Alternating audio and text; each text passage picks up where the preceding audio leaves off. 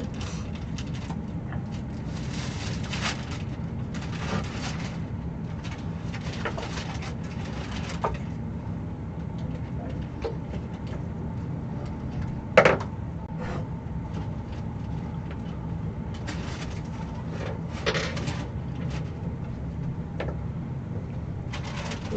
Should be all set in theory.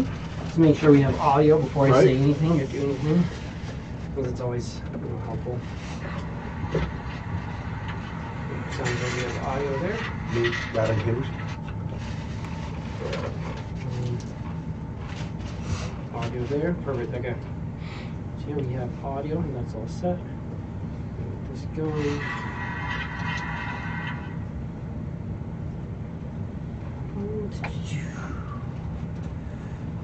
Dang, it actually told me that we were live relatively quick. Last time it took like 15 minutes. I was like, hey, you're live. I'm like, I've been watching the stream for 15 minutes. Yeah. Which is like, cool. That means anybody else missed the first 15 minutes. Right.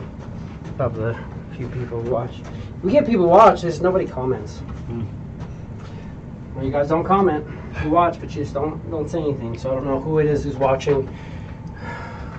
I get some notifications of certain people. For the most part, it's all just random watchers.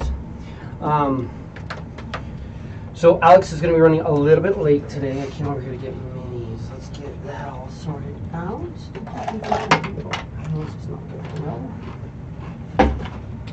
So I'm here, and I've got these guys. Rain's here. Reed is here. Xylee is here. Xylo is not here. High Pal and Low Pal are back watching the cart. So we got High Pal and Low Pal off watching the cart. We'll just leave them off to the side. I guess there's no way to do this well. Oh well. High Pal, Low Pal watching the cart. Oh shit. Yeah. Huh? You said yeah? Yeah. Yeah. I'm trying to go through all my photography and throw watermarks on them. I just spread like 20 more watermarks across the picture. Sounds helpful. Yeah, no.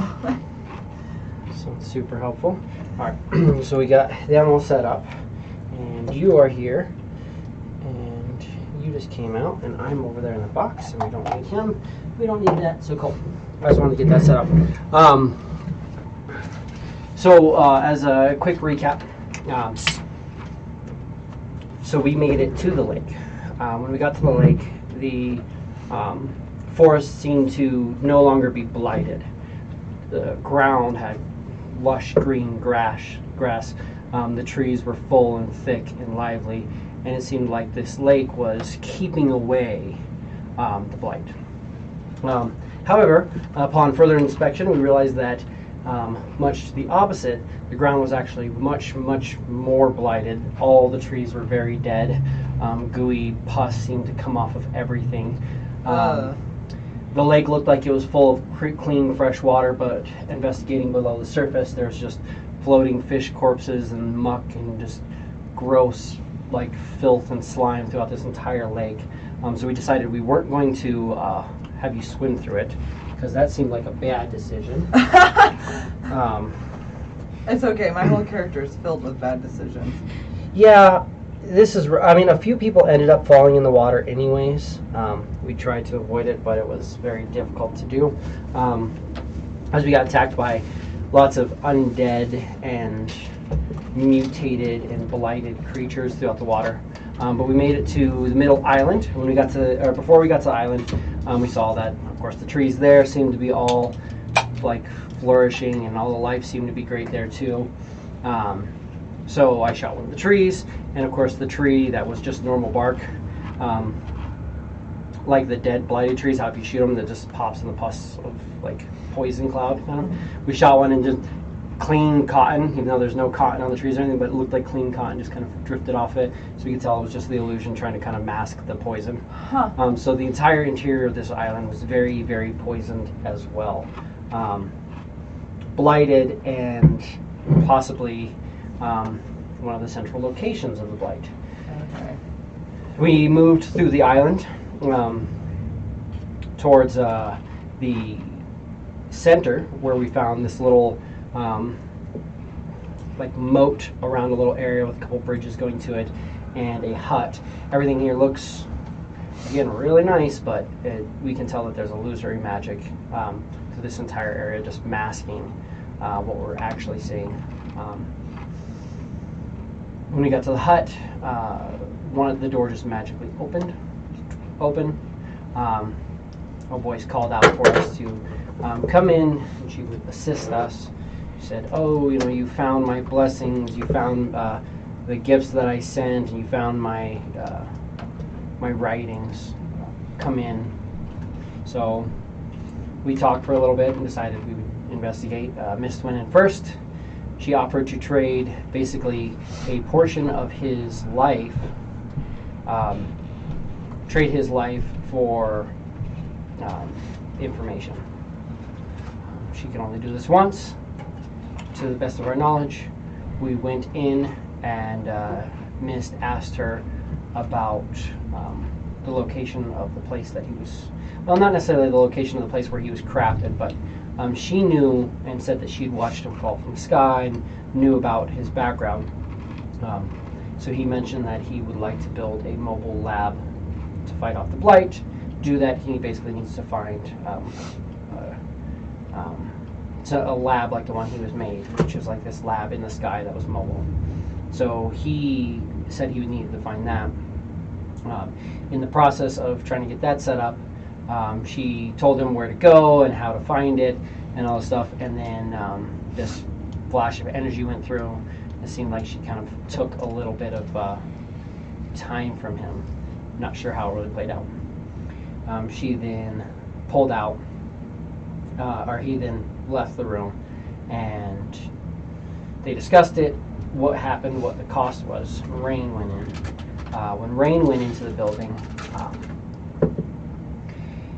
he basically said that he's here trying to stop the blight, and he's looking to figure out what's causing the blight and how to end it.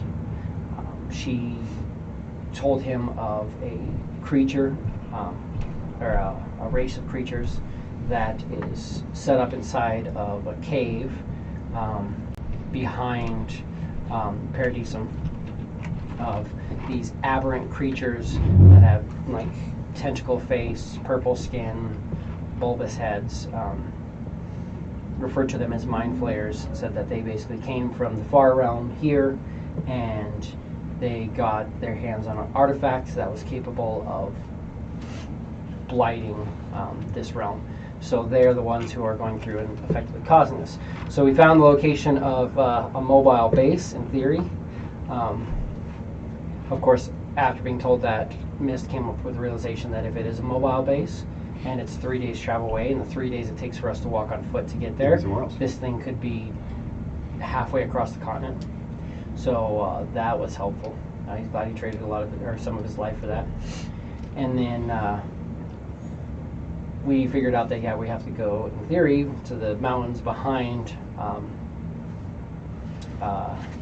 Paradisum and into a cave that pretty much only he knows where it is, because he saw these creatures and then he kind of backed out and like kind of traveled to kind of see. He's like, okay, cool, you're in a cave, now you're seeing the entrance of the cave, now you're seeing like the mountains there, and it kind of pulled back to where he was. So he's the only one who really has a good idea where it is, but we're being told that we have to travel there, or I guess we're not told that we have to travel there, but our theory probably is that we have to travel there to figure out how to kill these things. So that we haven't really touched on that. He kind of just came out of the building.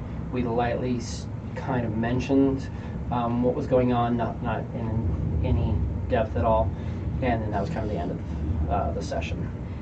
So I think we'll start off, we can discuss what we want to do, and we can figure out, we have 2 more questions.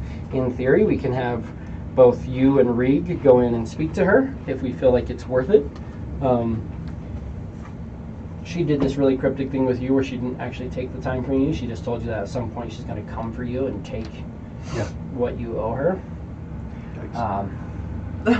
So yeah, so that's kind of where we're at there. I'll leave Alex's side, come back over here. Hey, I'll do it for you as a favor. Someday, come to you and ask you for a favor. You'll do it. Assuming. Pretty much. Might not. Maybe just not. I mean, it's not a good decision, but I could always just not do the favor. So we are outside of the hut, and we've got a bat who's with you because he went in and was trying to vibe out this chick and couldn't quite see necessarily what she was like. But now he's over kind of with you. But so you'll come out, and I guess at that point, I would ask you, well, you don't look much older, but did you ask her anything? Yes, I asked her where is the source of the blight and potentially the way to stop it, and she showed me pretty much where that is. As far as stopping it, I guess I know what creatures are doing this with an artifact, but as far as stopping them, I guess they're creatures. If they bleed, we can kill them. That is kind of my And expertise. as far as looking any older, she said she will collect her price for that sometime in the future. Well, I guess the good side to that would be then if something were to happen to her before she collected anything, there would be just off the hook. True. Unless she keeps good record and has someone to pass that debt to, I'm sure.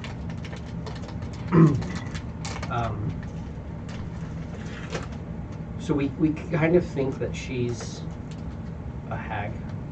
Okay. We have a feeling that she's a really powerful hag. We're not sure. She's only going to let one person at a time. She has illusory magic. It's also hard for her to see. Plus, also, you know how I roll for perception checks. So when I tried to get a feel of what she looked like below the illusion, Blute decided to just drop the ball there. I'm totally going to blame my Sidekick. blame my familiar, not my roll dice. Mhm. But yeah, so we we can't really figure out what she is. We think she's one of the hags though, so we killed one. We got attacked by one on the other side of the lake, a night hag, which was very powerful and shifted off into another realm of existence. Not sure if any of us knew that it was the ethereal realm. We might have. I don't think we did though. Yeah. But so she shifted off, and we couldn't do anything about that. So we're kind of just at a loss for her. But that means that we found 2 of 3 hags, and then we find this hut that is magically hiding itself from us and just kind of giving us the vibes of like there's probably something more going on to this than what we would expect. So we're kind of thinking that she's probably a hag. So with that in mind, we don't want to overly assist her, but you do have the option if you want. Apparently she gives straight up information, but it comes at a cost. Yeah. But how do we don't So is know my that magic, yet. and that's what makes me nervous. It's like I don't need any more. So what do we not know for sure? Like I'm sure that's a lot Pretty more much than what we everything do know. else. everything Other else. than what we've said. So, well, the problem here is also we don't know that what she said is true. True. Have you? I mean, none. I would say Arcana. I rolled 6. That gives me a 12.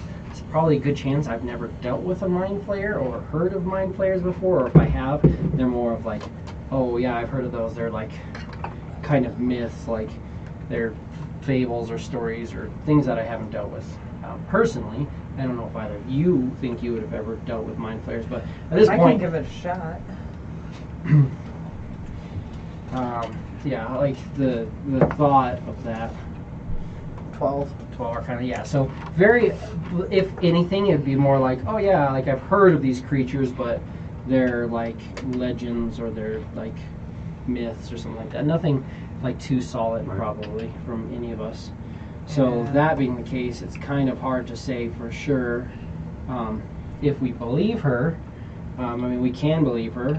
I had a feeling that she was being relatively upfront, but just because I would also have an understanding that I don't do well with understanding people. Mm-hmm. So when we, all the way up until we got here, I was highly convinced that this place was going to be a key to curing the blight because it was free of the blight, and then we got here and realized it was all fake and illusory. That it was being said, more blighted than most anything else. Yeah. So it could be a source of the blight. Yeah. And if you walk into the source of the blight and go, hey, what's causing the blight? They're going to be like, oh, something over there. Mm-hmm. Definitely like, not here. Yeah, not here. Don't fight me. Go over there. Well, especially since she has it all under illusion. Like a hefty illusion, too. Yeah. She also says that she's trapped here and can't go anywhere or do anything. And I'm like, okay, but Nick, do we trust that? I don't personally necessarily trust it. It's a hag. Well, we don't know that it's hag. She looks like a beautiful woman, and apparently beneath the illusion she looks older, but not too much different. But that's it was still hard to see. So, and that's also me trying to look through a supernatural sense of a creature that is my familiar, as opposed to actually seeing it. There's still illusions up. She's still hiding stuff. So either way, she's still definitely hiding things, or being hidden for some reason, being masked. So that gives me a feel that, you know, I don't know if we necessarily just jump into trusting her right off the bat. Yeah. But it does. So. Do you know this location? Like, do you know, you said they're creatures. Do we know anything other than there's creatures in a location that may have caused it? Do we know for sure that she's not tied to it? I don't know this. And the location, where was, what's his name's city? Paradisen? Yeah. It's to the south. Yeah. Well, it's the mountains beyond that. Yeah, I have to go pretty much there and then to the east a day.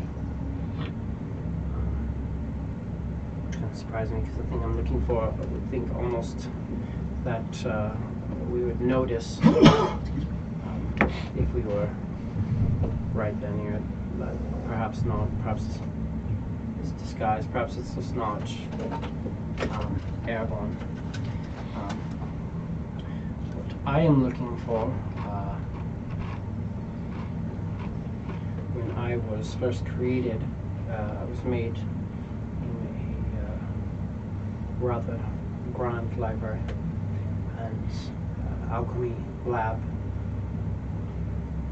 I was created by unknown creatures, but what I do know is it was a device of some sort that kept the laboratory aloft in the sky. I believe that the creators of this may have done this to separate themselves from the blight directly and the issues of it, so that they could watch it from a distance. Perhaps point of my creation was to come down here and gather information for them. I have no idea. It seems to think that if that was the point of your creation, they would have informed you of such. Yeah. They didn't inform me of anything. Exactly. So by your logic, there is no point to my creation. Same with any of us. To find out what we're supposed to do. We're just here. I think if we could recreate something like what they have, the mobile base of operations, I can enhance my abilities. As you can see, just having the wagon that we have allows me to craft and look at options, like building your incendiary device during that time. But I find that it would be a great benefit to us, especially if something were to happen to one of you and you were to start succumbing to this blight. I could probably find out more about it and hold it at bay, if not cure it in you entirely, potentially.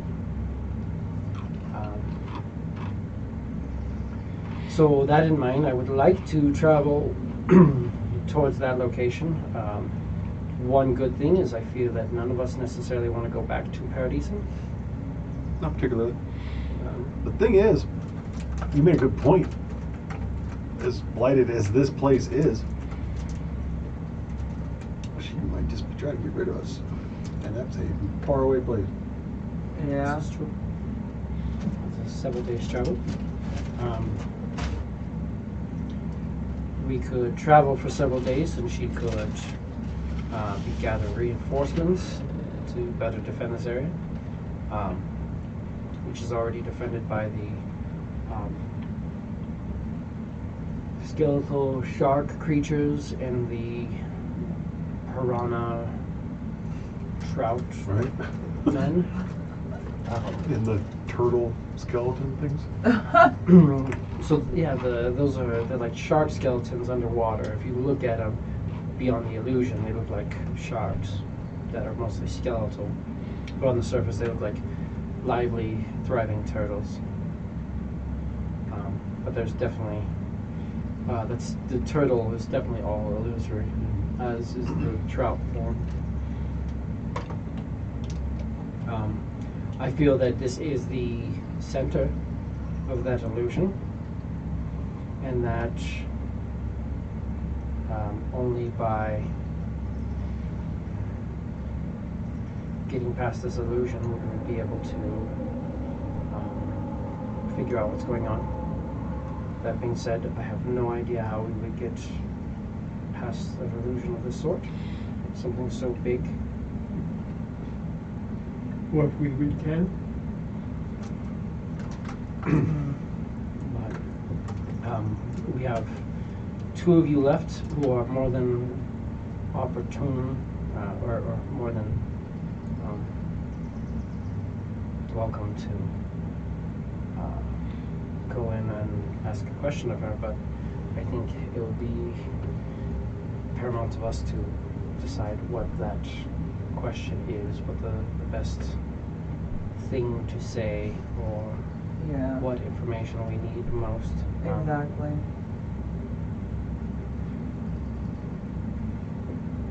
And that's just where I'm at now, just trying to decide that.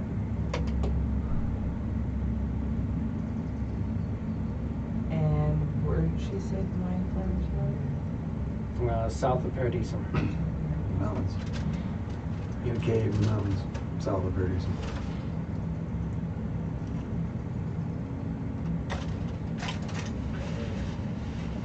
Again, that could be entirely a ruse to get us away from here.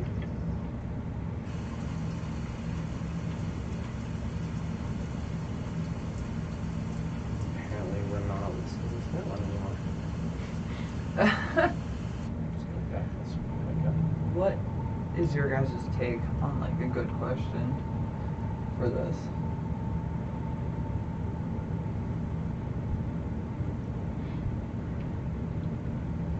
I always have a rough time coming up with good questions. Yeah.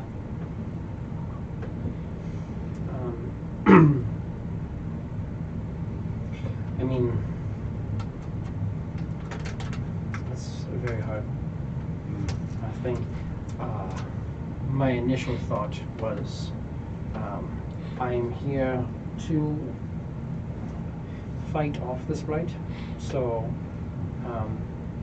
my question was, how do I create the location, the mobile base of operations to defeat the blight, when maybe I should have just gone simpler and said, like, how do I stop the blight?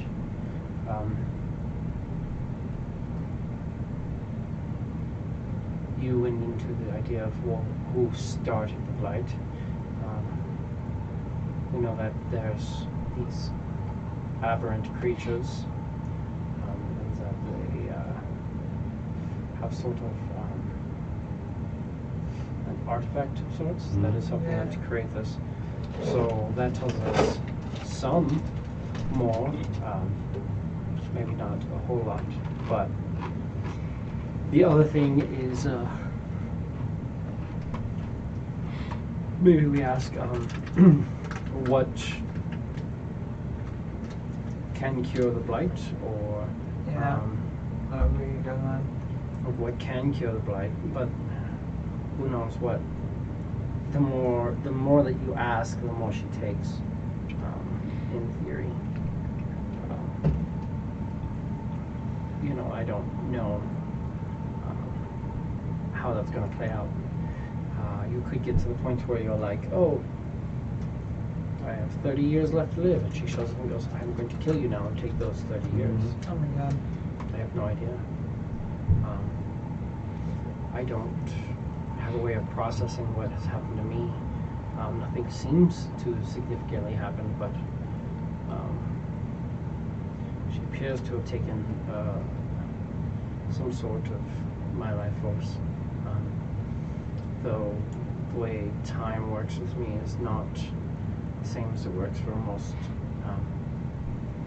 proper maintenance and keeping up with myself. In theory, I don't know that I ever stop existing,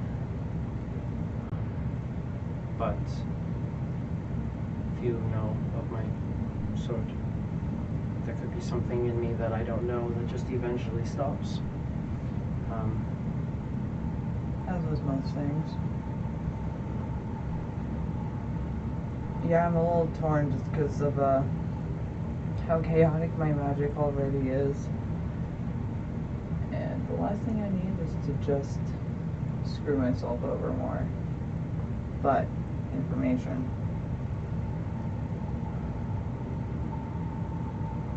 There is a chaos to your magic, but also there is like raw power to it as well. It seems to be the way that it is chaotic also reminds me of how some of the aspects of the blight work. So understanding how your natural raw magic comes to be, and how its seemingly unpredictable flashes of magic work could help us to understand the weave in and of itself, help us to know how to fight off the blight. But I don't think what she does necessarily would take of your magic, but I don't know how your magic is tied to your life force. I know that the things I do that some would consider magic of sorts are purely alchemical. That my body can create a certain amount of substance. As I work and refine and get better, I create new substances.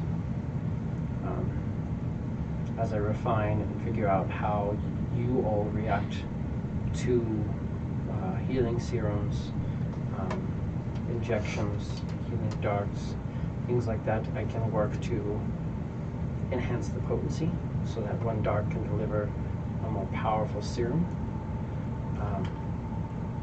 But really, I feel no connection to the weave necessarily, though I may be inherently a child of it. I don't understand it. We don't know any of the Blight's vulnerabilities yet, do we? I know that blighted creatures are highly vulnerable to certain magical effects, which enhances the blight while diminishing the subject. I know that in my experimentation, corrosive chemicals and different organic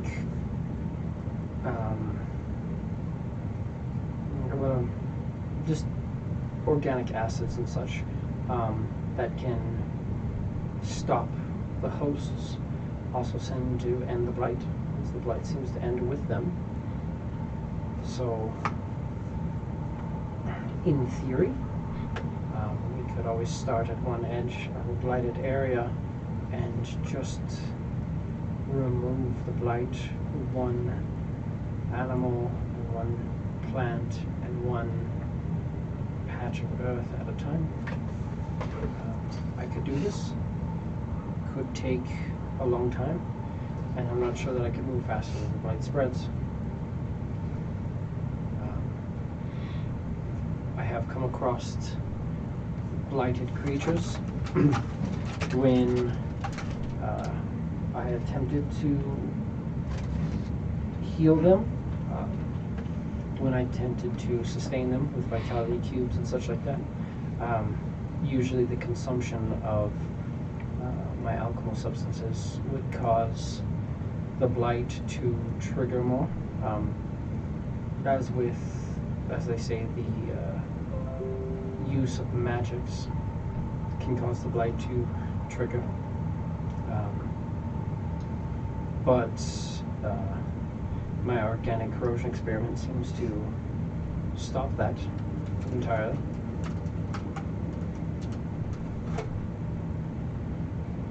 Do we know which specific type of magic?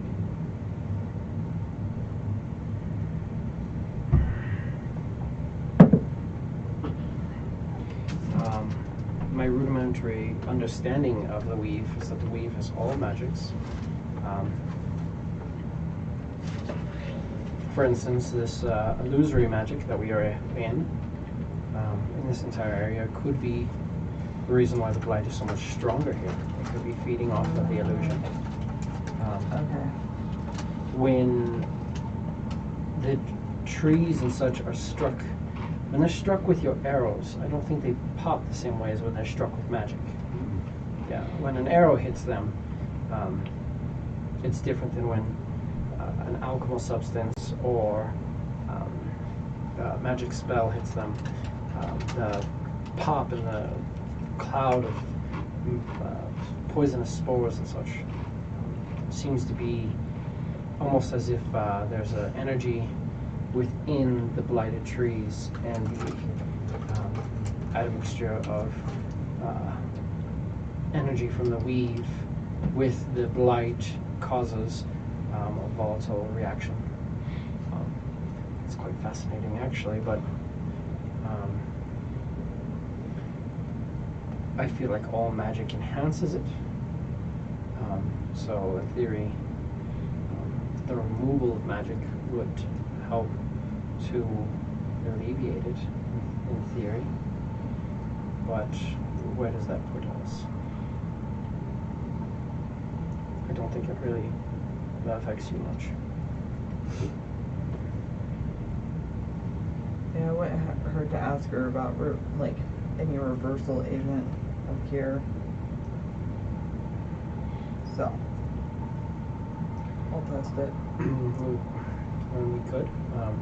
I think determining a good wording for it and how we would go about saying it might be important. We could ask.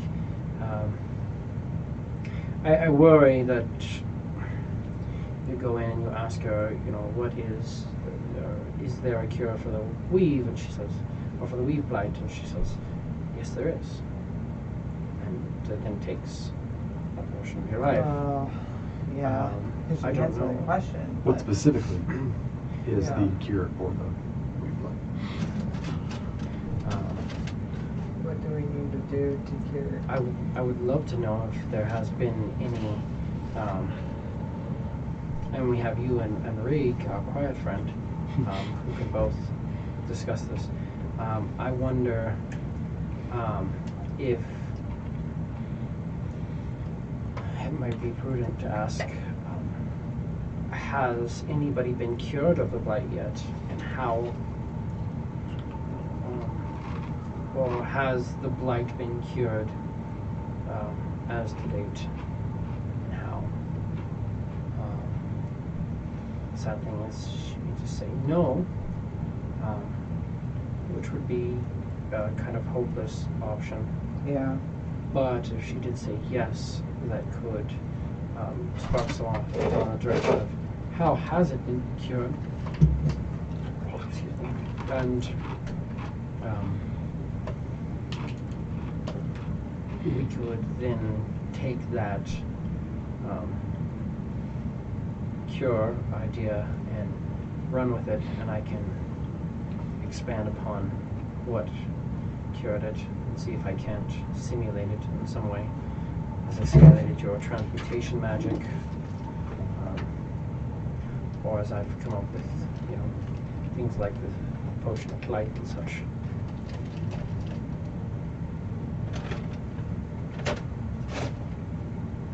That is still risky. What do you think about just saying, what can we do to cure it? Well, we have two She can't options. say yes or no to that. She has to give an action. Well, I mean, we could be like, what can we do to cure the blight? And she could say nothing. Because maybe we don't have. So I think it would be very important to find out what can cure the blight. Yeah. Even if it's something outside of the realms of our capabilities. It could simply be as much as an herb that we've yet to collect, added into a basic healing potion or something. Different antitoxins, perhaps. More powerful versions of an antitoxin could be what cures the blight. It's really hard to say for sure. I feel that probably one of the two best things that I can come up with personally, and if you have anything else, I mean, it's good. I think that the two most important things is find out what can cure the blight, and also figure out if the blight has been cured, and how. Are the two things I would think most of. And then Rig, I don't know what your thoughts on this are. If you would want to just be weird and just reload that Rig, that's helpful. Alright, there we go. I don't know if Rig would, if you like, with his your interest in studying this, and your involvement in it, maybe it could be best for him to ask, has it been cured yet, and how? And then you can play with the idea and figure out how you want to word yours of, if that's even what you want. I mean, Well, yeah, I'd like to know the cure. It'll be kind of nice to know if she knows what it was that trapped her here, Yeah. or But we don't know if she's just lying right. on that. We don't. There's no way. Yeah. My concern is with has anybody been cured, and how she would be like, well, that's two questions. Because it is. Well, we're only allowed one question. I didn't and in mind, so she's just gonna take more time. Okay. While we're waiting on Alex, I might go get an energy drink. drink and food. Is that okay? Yes, so Alex should be here within the next like 5 to 10 minutes in theory, but that's in theory, probably more like 15 to 20 minutes. Okay. So if you want to do that, that's more than fine. I was just gonna hit come and go Yeah, that's more than fine. because I haven't eaten all day today, and I messed up because I got caught up working on another project. No, I feel that. I got caught up working on this, which I can kind of feel a little bit. Yeah. Like, I mean, it's Yeah, not I know. major. There was a Still barely. looks good. I didn't want it to be like Didn't want to overwhelming. be, yeah. But Well, now we have freezing feet. yeah. I know my knee was like against it, and I mean, right at one of these points, Yeah. it's chilled, and it literally just has a bowl of ice water in there now. I'm freezing with big jugs of ice that'll last for longer periods. But Do you guys want anything while I'm at the gas station? I think I'm all good. Are you sure? Yeah. Fine, thank Good. you. Okay. Just wanted to be sure. No, yeah, you're good. I'll be right back. Yep.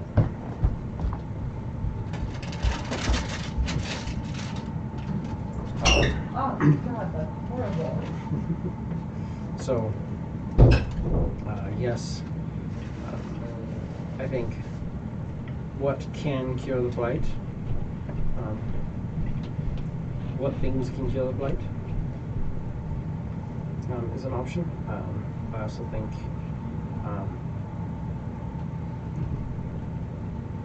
asking what has it been able to, or has the blight been cured yet, and how might be helpful. Because maybe I look at it and I think a creature, an aberrant creature, such as that, would it release this toxin, this virus, upon the land without knowing how to protect itself from it? I mean, maybe if it's just a creature of pure chaos, maybe it has some sort of innate immunity, such as seemingly myself.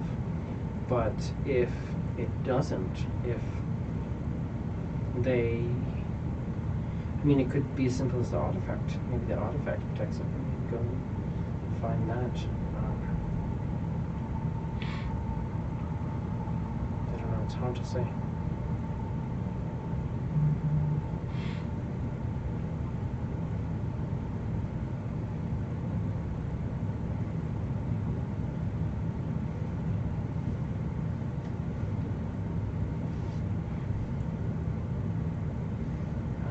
Ashley says she's probably going to look, she'll probably ask if anybody's been cured and how, and then we can have Reeg explore any other options.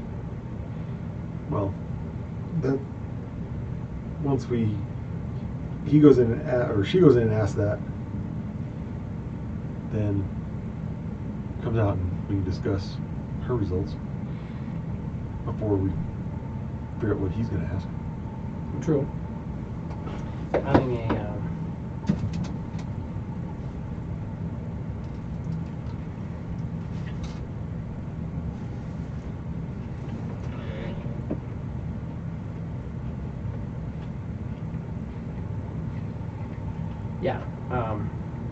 obviously, I think obviously it would be best to think of what options and how we can change that, but I just think maybe we were too hasty, and immediately I feel that maybe I was too hasty in my initial questioning.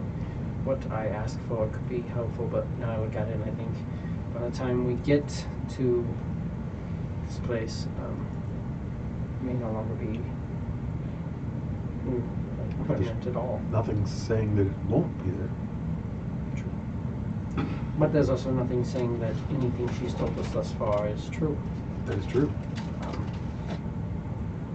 If I was trapped in a hut and creatures were coming after me because my alchemy had somehow backlashed on everyone around them, I think creating a fairy tale and sending them off in one direction so that I could run in the other would be perhaps my best option. There's a chance that as soon as we leave this location to go off on her Wild goose chase. I don't know the relevance, but if we were to go off and search for the information she gave us, we could be looking in caves and trying to find something for weeks, traversing mountain areas, thinking, oh, maybe it was this one, oh, maybe it was this one. Perhaps the vision that you had could be broad enough to look like an amalgamation of several cliffs and caves that she's seen. We're like, well, the mouth that kind of looks the same, but oh, I know the mouth of this one looks better. Oh, the ground up for this one looks right. Or the wall here looks familiar. Also, we'll be traveling for days and then traversing some mountain area. By the time we see a cave, how high and tight is your memory going to be? How perfect is the vision? She could be sending us off for weeks to do nothing but lose time in the mountains while the blight that she's creating spreads further. It's really hard to say. She could be biding time. What if it wasn't a coincidence that the other hag was on the shore? Maybe the other hag was coming this way. Maybe the other hag is trying to come here so they can create some sort of new ritual.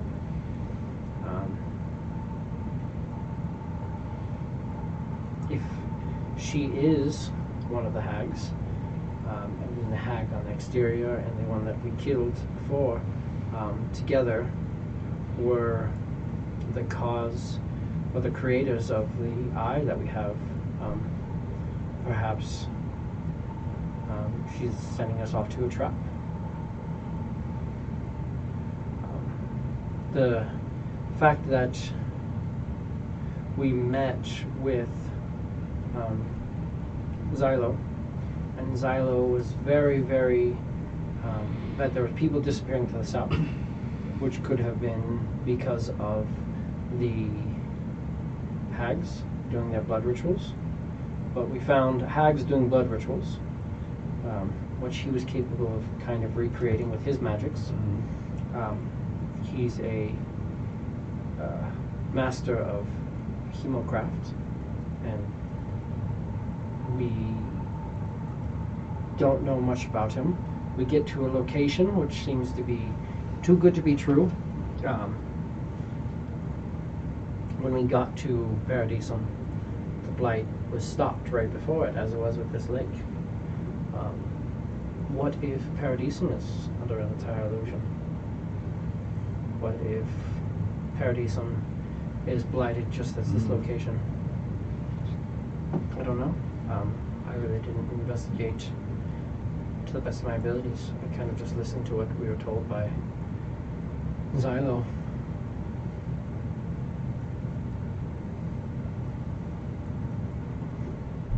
Maybe it's just weird that we both asked two very different questions, and you got kind of a, we'll go to Paradisum and then go past it into the mountains, and I got go to Paradisum and then go to the east. The correlation to sending us back there seems kind of odd. If she is a hag and a cause of this, we know that the other place that we found that was enhancing the blight was a hag hut with blood rituals. So we know that hags and blood magic are tied to enhancing the blight. And Paradisum had lots of blood stuff. What if, I mean, as far as we know, Paradisum could be run by creatures such as the hags. Even Xylo's mother could be something like that, or more powerful. Maybe the hags are working for them and spreading this area. Well, who knows? Really, it's just kind of trying to come up with a theory and test it. I find that in science, it's kind of the best option is to come up with a plan, test it, see if it works, Right. document how it works, and then move on from there.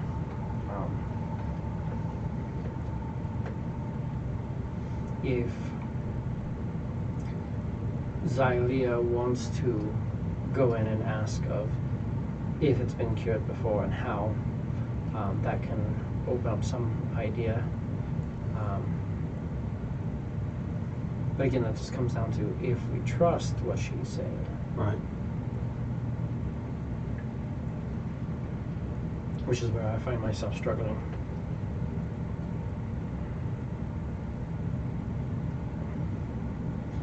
I'm saying, why are my notes empty? Is that not on my character?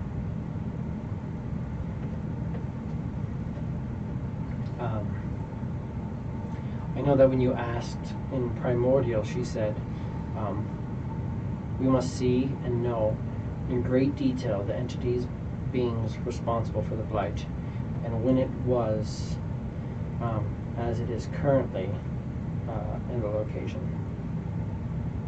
Responsible for the blight when it was and as it is currently in the location.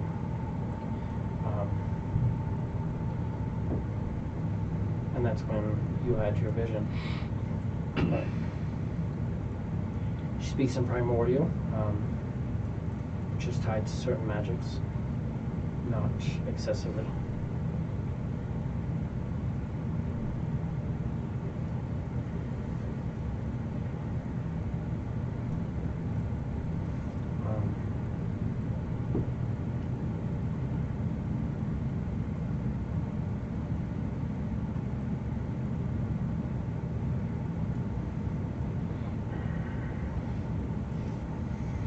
I also worry that the question that I had, I was looking to create a lab similar to the one in which I was created, and I worry that she's sending me back to the location of the actual lab I was created in. I feel like if I return to the lab in which I was created, they will simply say, we can send you out there to return. They didn't make a boomerang. They made a man. That was a joke.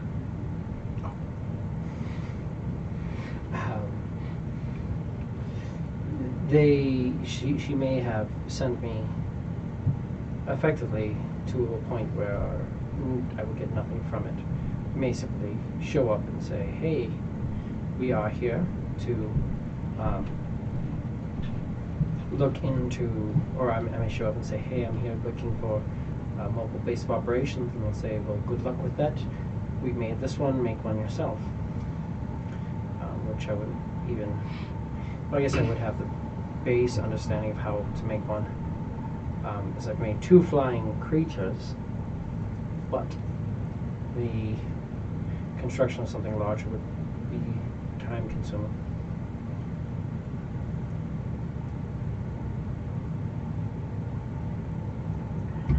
I don't know. Do you have any other ideas?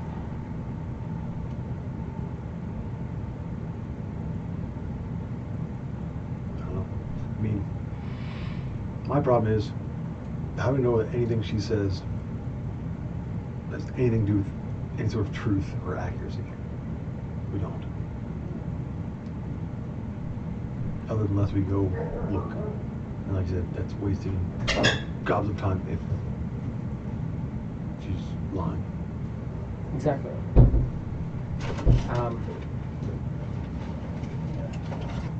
I almost wish, which gives us the other option of we could always ask a test question, something that one of us would know, that in theory she wouldn't know, that we could prove to be right. And at that point,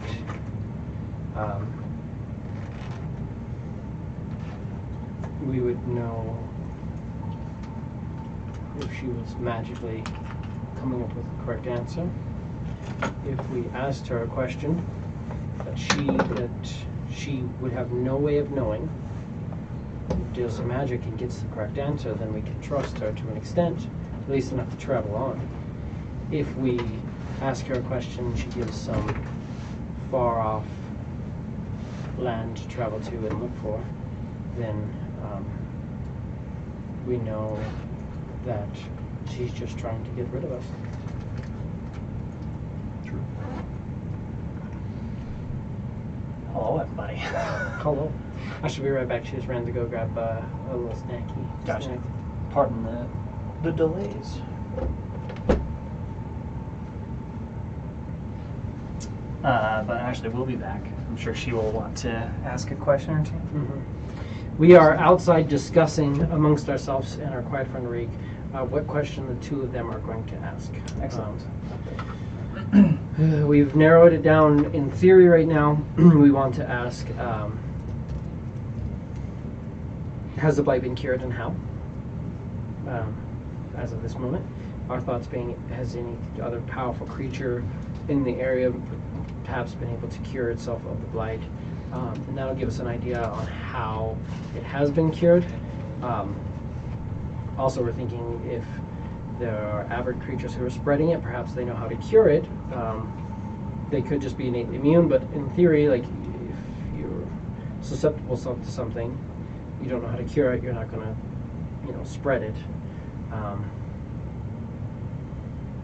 It'll let us know if we need something, like if maybe they just get the immunity from the artifact that's spreading it. Maybe we have to get that artifact to cure it. Who knows? But that'll give us an idea. So our first thought is asking, has the blight been cured and how? And the second is, can the blight be cured and how? But our concern is that we believe that there's a lot of things. Every time that the blight seems to get really bad, there seems to be these, like there was the location we found that was enhancing the blight that we destroyed, and they were using the hag rituals, and they're using the blood magics there and there's stone statues and such to enhance the blight.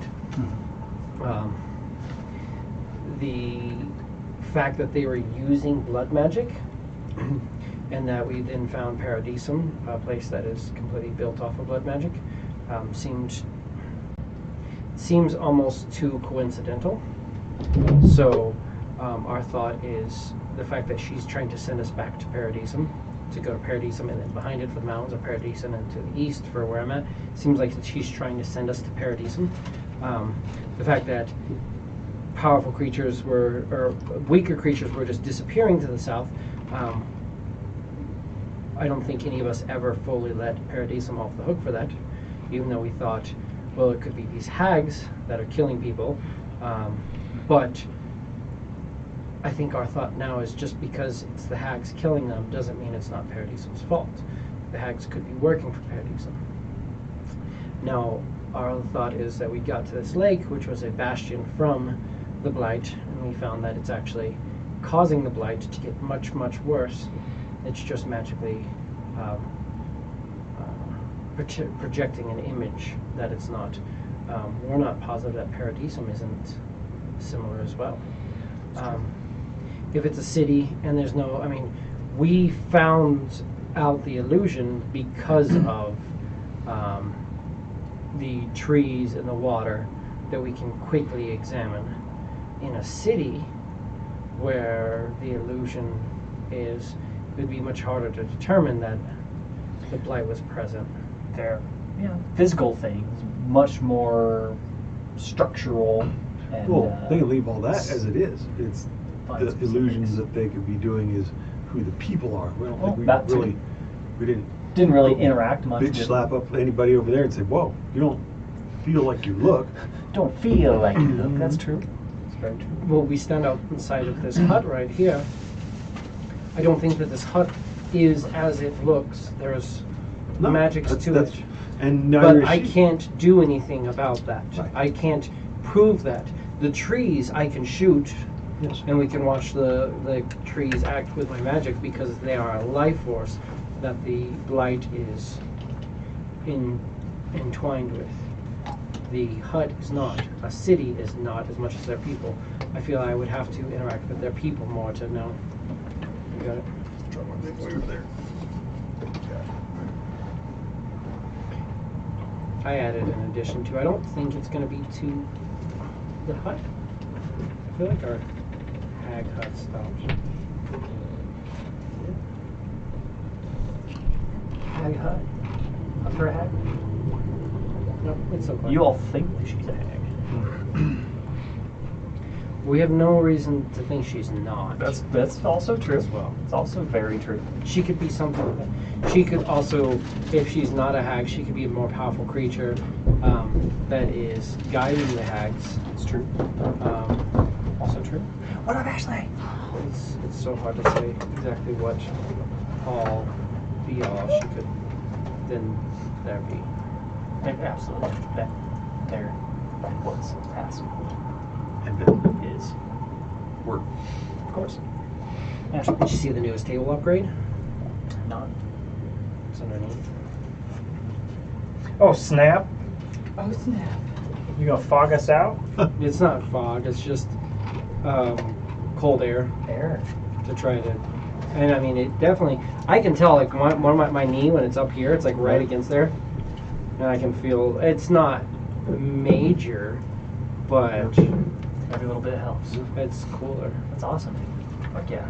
It's got a little bit of a rumble to it, but I don't think it's affecting too. We all know I've got just about as good a perception check as Ela, so And I'm like, I have no fucking clue that was there Part until of you the pointed it out. which is part of the reason I also pointed out because I didn't want you to like kick it. Kick the tube. What's going on? It's just thinking my way. Kick. Oops.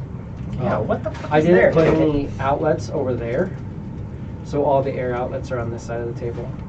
Because I was worried that with the source of the air being there, they'd go through, but the fan itself puts off a little bit of air as well, so I was like, you'll be fine. Yeah. I'll be fine over there. I'm chilling. I'm too distracted over here to really notice the temperature until the end of the night, and then I'm like, fuck, I'm hot. Like, if it ever gets to that. I don't have enough meat on my bones to feel heat at night. Especially cold.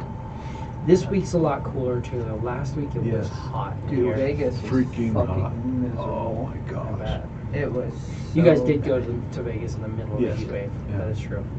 It was so bad. Yeah. I'm not a creature of heat at all. Yeah. In Vegas, you only go in the heat long enough to get from one casino to another. Preferably go through that casino into another casino without having to go outside. Yeah, well, You could do I tunnels and I walked so much. I think it was like in the first 2 days. I walked 7 miles. Went second full day there. I didn't do much because I got locked out of the hotel room for 7 hours. That sounds fun. My card got demagnetized, and Dustin and Cody's phones were on silent, and I was hammered. Yeah. I have not been that drunk in so long, and I was. So that didn't That's help. Vegas. Right. I was like, this is how the hangover started, man. Was his phone died, and he was on the roof, and Did you go to the roof? no, I kind of That's how bounced the hangover between ended. pretending like I was playing a slot machine and falling asleep, and then like hiding in a bathroom stall because I didn't want them to come in. Like kick you out and you get outside. Yeah, and it's That. way too hot. At least it was cold. And I'd rather be cold in a skirt than hot. And like the people, I had already been trying to get, like, somebody already tried to escort me out the night before. So like I didn't want to be alone that long. It's like, well, I'm obliged. You think I'm $500, so I still have morals there. You're excused. Yep. But you're not. Too late. At all. Too late, Ann. So, I think then we should ask our next question. The thought is to have you ask the question, and then we can go through it. The two questions we have, a third line of thinking is maybe we ask her a question that only the person who's asking knows the answer to, without letting her know that we know the answer, to see if she gives us some sort of fabricated far off thing, because perhaps she is just trying to send us far away so that she can then flee from this location, because she's worried we're going to do to her and to her this site what we did to. As far as we know, this moat around us is a moat of blood. Could be. Well, it's all some crazy ritual. You're the experimentalist. Yeah. Blood of the blood gods. Come on. I mean, I'll I don't know take if my backpack off. you have seen or heard the description of the area. Yeah. It's just a beautiful little hut. It's absolutely beautiful with a little moat around it. Yeah, lots of overgrowth, thriving plant life and molds and I haven't fallen in the water yet. flowers Yes, and so bugs that so you far, my clothes are clean. wouldn't expect to see in this climate, just thriving. I'm going to take off my coat, take off my hat, take off my shirt, pants, strip down to pretty much just Terminator. my Terminator. If that, I mean, more. I mean, I guess Terminator does kind of look like a skeleton. Yeah. Yeah. Well, very metal skeleton with tubes and stuff going on. I'm going to strip down to that, and I'm going to grab a hold of a rope, and I'm just going to go and walk into the water and see what is in this, how deep it is, what's below it. Absolutely. Walk. You hold on to the rope. I'll hold on You to the guys rope, hold on yeah. to the rope. You don't want the halfling to hold on to it? I want you As all. many to be- people, as many people as possible. Do you have any particular place? Just right out. We're next to the log. Where does it look the widest and deepest? It kind of looks like that way. It's the widest. and Widest and deepest, absolutely. deepest. Yeah. So just walk over there, and I just want to see beneath the surface. Kind of how deep is it? Give me an investigation check. That is a 21. 21, absolutely. You go in and you can tell, like, getting into the water doesn't feel like water.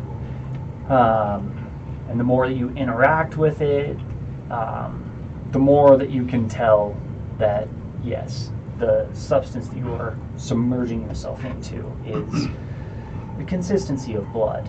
And as you are submerged in it, it does seem to be watered down blood, like muddy, murky water, except instead of water, it's watered down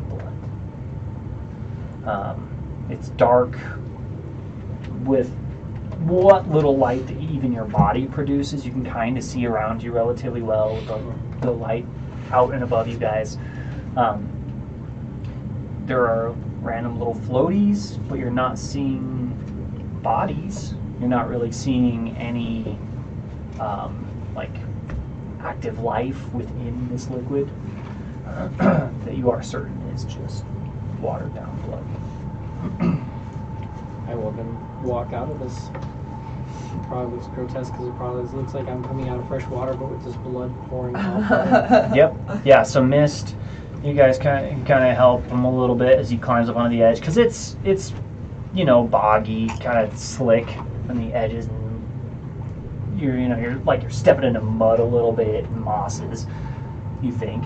But yeah, as he comes up and out of the water, even though you have investigated beneath the surface, everything above looks exactly the same as you remember it. Nice, clean. The water that's coming off of you looks like water, but feels a little chunkier in certain places. And yeah, you guys see Mist just walks on out, just fine water kind of dripping down, just nice little machine parts down the tubes, and just pretty rapidly leaving his very well crafted, warforged body. How was your bath? The entire moat around us is blood, As you suspected. with bits of body and decay throughout it. Not full body, but organic decay.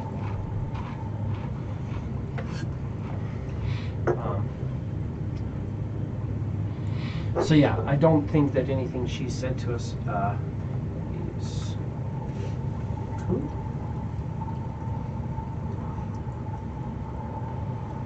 I think that this right here could absolutely be a focal point to the blight.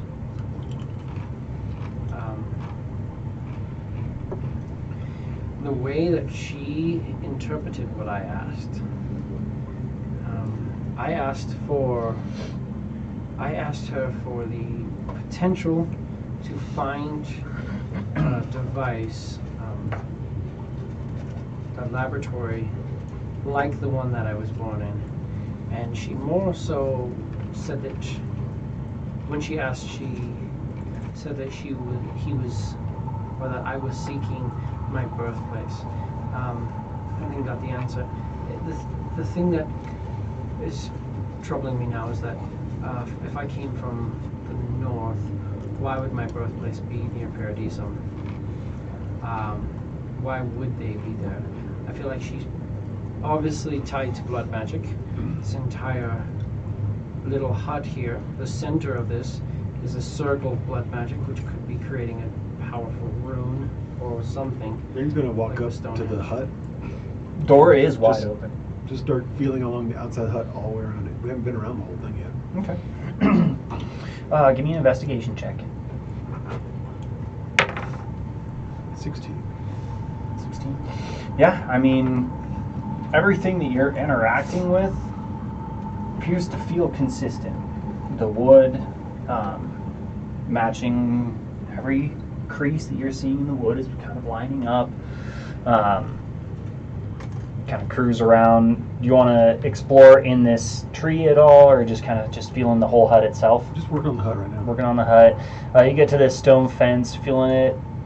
Does seem to be like just a stacked up stone fence, maybe 4 or 5 feet tall. Matches consistently, kind of coming through. You want to go in the fence or just around? Yeah, around. I'm just Around. on the to the building. To the building? Yeah. All right. So you kind of come in and feel up the building. There is a door. Does seem to be locked and shut. But you're feeling that. Matches up just fine. Same with the walls. Walk your way out. Is there anything that you guys want to be doing while this is happening? I guess I'll go talk to her. You walk Cleaning away myself. So, yeah. Rain, as you're kind of feeling along the windows. The only thing from your investigation that you're noticing is a little off is that you're not seeing like strands or anything in the air. All the wildlife and things that you are seeing are usually in the peripheral of your vision, and every time you try and like look at a firefly, it blips out. It seems to disappear in like, underbrush or the grass or the moss or even towards the water. But every now and then you just get a feeling like you've walked through a spider web. And you, in particular, still have those creepy, crawly itchies all through your body. So you're not seeing anything in particular. You're not seeing the strands from what would be cobwebs or webs in general. But every now and then, yeah, it just feels like you're walking through some gross web. That's the only thing that you're really finding. Otherwise, everything feels like it's checked out. That has nothing to do with this campaign at all. It's just because you helped kill both. He's cursed you, Right. player. Every character that you have from now on, will be plagued with the itchies. Oh my god. Yeah. But Xylea will start approaching the doorway. Walk on in. I mean, because I died. Beautiful, warm light coming I from killed within. both. I killed myself. Door is wide open. Worth it. It's wide open? Yep. Immediately, do I see, like, anything out of the norm? If it's right Absolutely. there, So, What's that? As you're approaching the doorway, Stay big old savory bare rug on the floor, I think they um, died. Yeah. Kind of wore off. a couple of like papers and a book left on this Right. table, and just shelves line the complete interior of this place. And it looks like jars with like a glowing fine red liquid with like gold flakes in it, and like blue vials and green vials that almost seem to give off a slight tint of a glow. And you're seeing like rolled up scrolls and well-kept books, things like that. Random trinkets, like you're finding, like you'll find like a set of antlers just kind of chilling on a shelf. You'll find like what looks like maybe a couple stacks of playing cards. Just you name it, you're probably seeing it. Just all manner of different like toys, trinkets, a lot of glowy kind of shiny things. You're seeing maybe a few bits of like fine art and jewelry. And there's a chair in one corner, a door directly across from you, and then two chairs next to a circular table with a kind of a middle-aged woman, like kind of darker skin, bright like blondish hair that she has kind of draped a little bit, kind of unkept on her shoulders, and then like a tighter braid behind her. She looks to be very noble. She seems to be wearing the colors of like the nobility of the crossroads, but just looks to be tired, just worn out. But all the furniture looks to be really well kept, like hand carved, really nice furniture. And then you got a really nice stone fireplace and a little pot kind of cooking up a little stew or something. She's a hag, for sure. Well, the door is wide open. She's sitting there, just kind of. She's got like a little bit of knitting that she's been working on, and as you approach, she still just kind of curiously look up and just kind of keep at her work. She's knitting the bones of children together.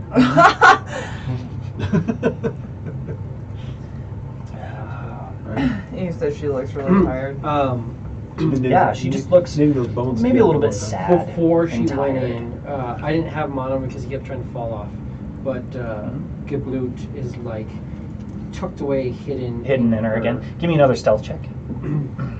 Go, but Geblut. Does he get assistance? Are you trying to keep him hidden on you? Yeah, I'd say probably. Yeah. Do a little druid thing, help tuck the bat away. Well, it's Careful where you put homunculus. I got the bat on him. Oh, the bat's on So him. Homunculus. Both, they're Yeah. both tiny. Yeah. He has actually a decent stealth. It's a 19. Yeah, nice. Very good. What we got here? She's got something different. Don't worry, but it's something different. That number. Oh, you said 19? 19. And he's staying tucked away, just trying to listen. Sure. For living in such a beautiful place, you look awfully down. Any reason why? Really tired. I am not sure how much your friends have shared with you, but I've been here a long time and not of my choice. The stress of time and the predicament of my exile wears on me. Please, come on in. I'm sure you have something you wish to know. Take a step in. Come on in. The door closes behind you.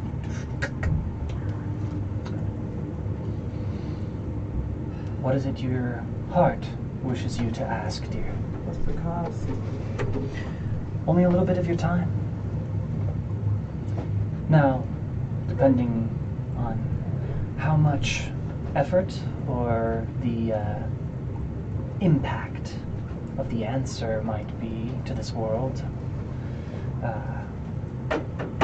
the cost might be greater, but you need not pay it now.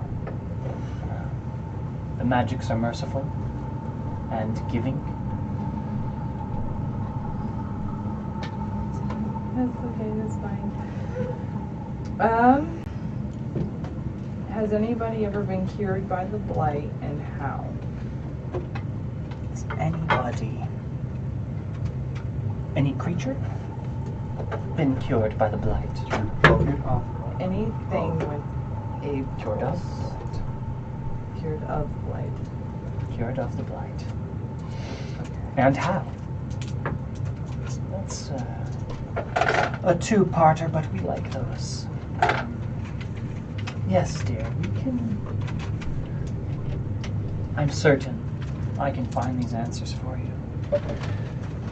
You sure these are the answers that you seek? Nothing deeper, more personal? Is the blight personal with you? The blight. I'm not revealing. You don't even know if it's personal to me or not. Suit yourself.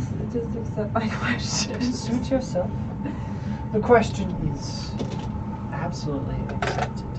And you accept my terms then? Yes. Open-ended bullshit that it is, but yeah. Absolutely. Do you mind signing this contract that I'm not going to show you or let you read? Or you know, just sign on this blank piece of paper. I'll write the contract later. Yeah. Do you accept? Of course it is. True. It's fine. Of course, I'll hold it up. Especially when they murder her. She says, well, child of nature, we shall ask your questions and we'll receive an answer. And she kind of pulls a couple of little vials off of her shelves and grabs what looks to be maybe like a well-kept pelt of just like a small like rabbit and like one of the sets of antlers. And she grabs like all these little trinkets and kind of scoops them up. And she'll come over to the table. And do you speak primordial? Nope. All right.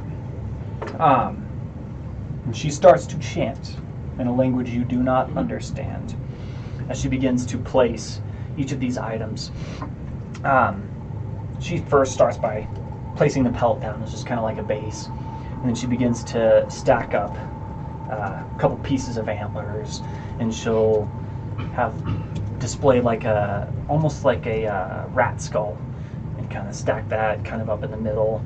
And all looks to be very cleanly kept, and just makes kind of this little statue. She pours out the vials onto the table directly, and it seems to produce like an incense effect. Like it doesn't seem like it's acidic or burning the table, but just starts to create just the slightest little bit of smoke and a light fume. Kind of a sweetness. Almost smells like baking. Like pastries are being baked in this place. And in primordial, give me a perception check, Mr. Homunculus.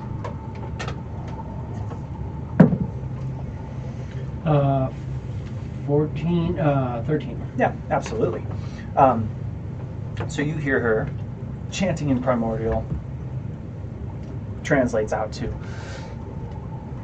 spirits of this land who have experienced the great and horrible effects of the Weave-Blight. Have you ever witnessed?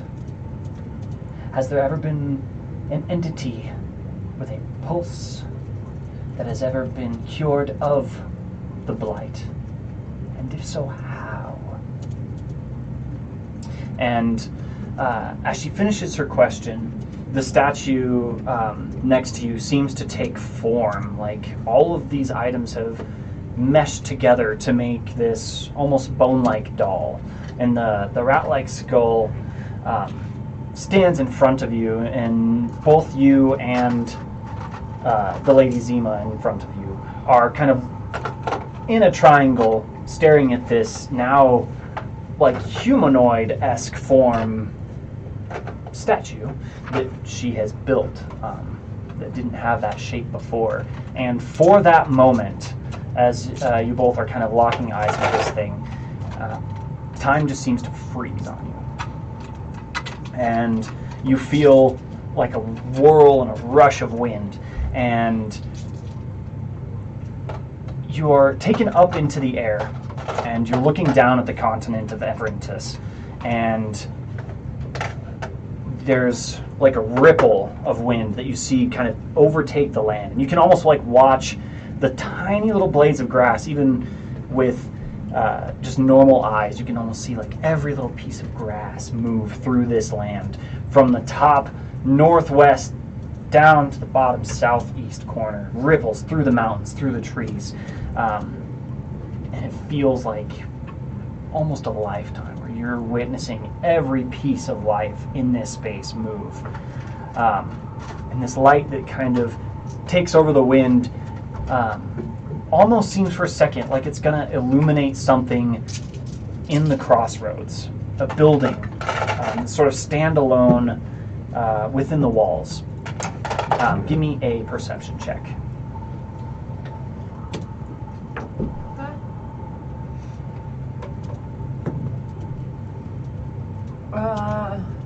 Ooh, 11? Sorry. You would know this to be just from the few interactions that you've had with the Crossroads or the people of the Crossroads. It looks to be almost like a sanitarium, or maybe like some sort of hospital or asylum, some standalone kind of medical building or facility. And the ripples of wind continue through the land, and nothing else seems to catch that light or illuminate. And once the light reaches the very end of the land, you realize your perception overtakes you, and there's a bit of a rush of wind, and all of a sudden you're standing back in front of the Lady Zima, and she has her hands on your shoulders, and it doesn't seem to be in an aggressive way. She seems to be almost consoling, as she kind of, meets your eyes, and she says to you,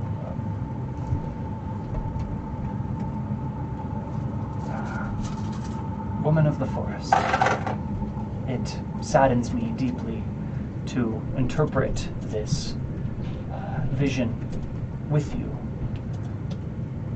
but it appears that nothing, at least of this land, has ever been cured of the blight.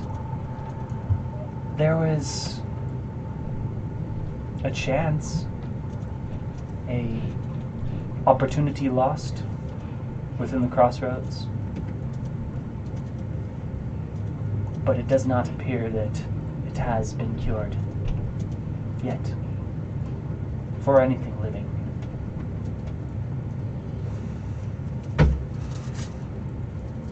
Can you tell me what you know of that asylum-looking building that we saw? I can, absolutely. Of my own knowledge, this is nothing that the primordial spirits will need from me, anyway. And she walks away. When she lets go of you, you kind of feel like a warm sensation kind of wash over your body just a little bit. And she sits down and she kind of looks back at you. She says, "That building is kind of a place where those who are blighted and infected with the disease inside the town, that is a place where they are sent to die. It used to be a research facility. There used to be good people there who did everything in their power to try and save those who were sick. It has since just become a resting place, a tomb. They have silenced the screams from that building, and they send those infected who are overtaken there to basically live out their torturous path with the disease." What did you mean when you said that there was a chance? if anything were to have been lit and stay lit within that vision, if there was anything that was cured of this, if there was anything that was cured and there was a reason how, we would have seen it clearly, up close, personal. Instead, we got a flicker of what could have been.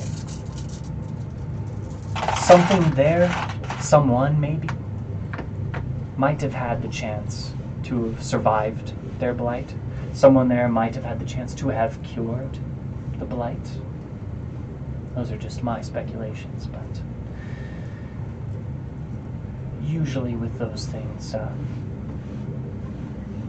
I've got a good feeling about those things.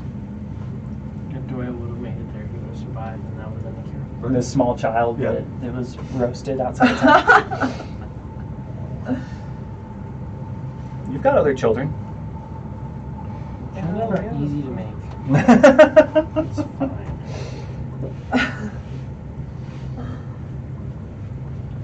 It's a lot easier to make a new child than it is to cure the blight. Just gonna put it out there. It's true. You yourself seem to have a bit of the weave running rampant through you. Yes. Your friends have taken blessings from me. I offer one to you now. I wish to aid you, as it seems that your goal is to align with theirs, to rid this land of the blight. Well, yeah, I don't want my house to keep getting destroyed. But what's the caveat? Are you going to take more of the time that I already owe I you? just want to kill her. No more.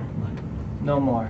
Simply a gift for your bravery and your compassion, your time that you have already given.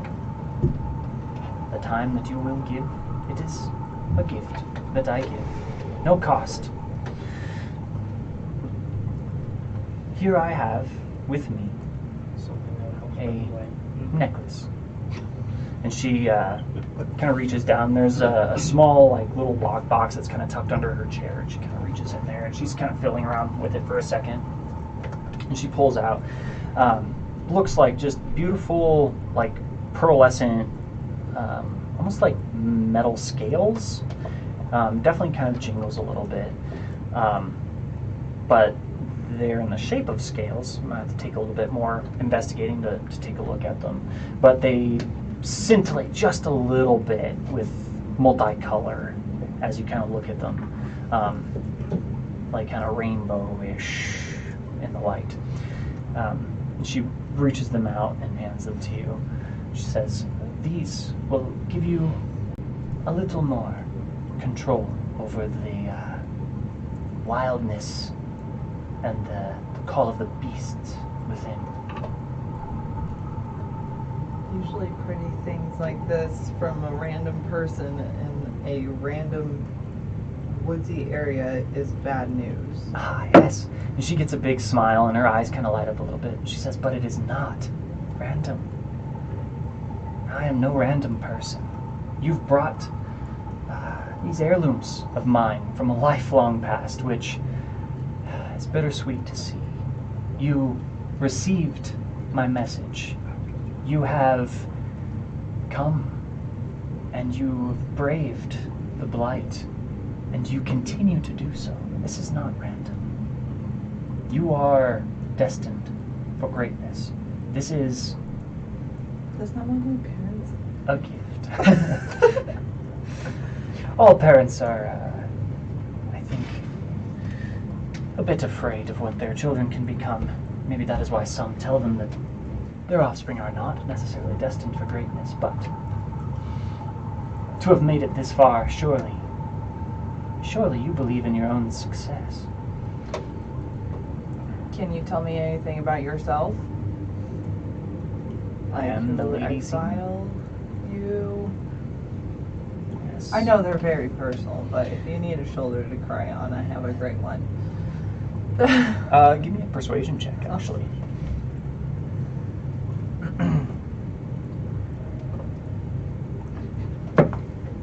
17. She kind of chuckles to herself. That's, thank you. It's always the we fair folk with the largest hearts. I was exiled because my husband did not want to have a scandal on his hands. He made me out to be something I was not, and I was outlawed for the practice of magic. I was hunted. My children were ignored, left to die. They were basically not fathered because the Lord Zima wanted to protect his reputation. He wanted to be the savior of the town. He didn't want to scare his people. And so he chased me out. There was a strict law against me. I am not to come anywhere near the crossroads for fear of being hunted. And I have not seen or heard from my children since. And that's been many years now. What exactly was the scandal around? Like, based around? Oh, he was unfaithful. Okay, just wanted to be sure that was the case. But you're the one that got left, even though... Where's the other person involved in this? I would have assumed used, abused, and cast away, just like myself. I You probably missed off 3 bitches. don't know who, but I'm sure if you ask around, there will be either people ready to silence you or people ready to give you the inside scoop, as it were. All the dirty details of my ex-husband's deeds.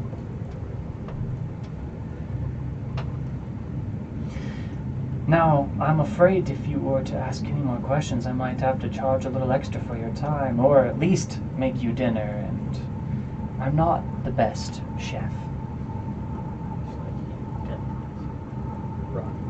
That's Surely okay. your friends might be worried by now. She gestures towards the door, and it opens up behind you. They're fine. They're fine. If I need to eat anything dead, I'll just change it to a form that likes dead things. You are smart. You're not hungry at all.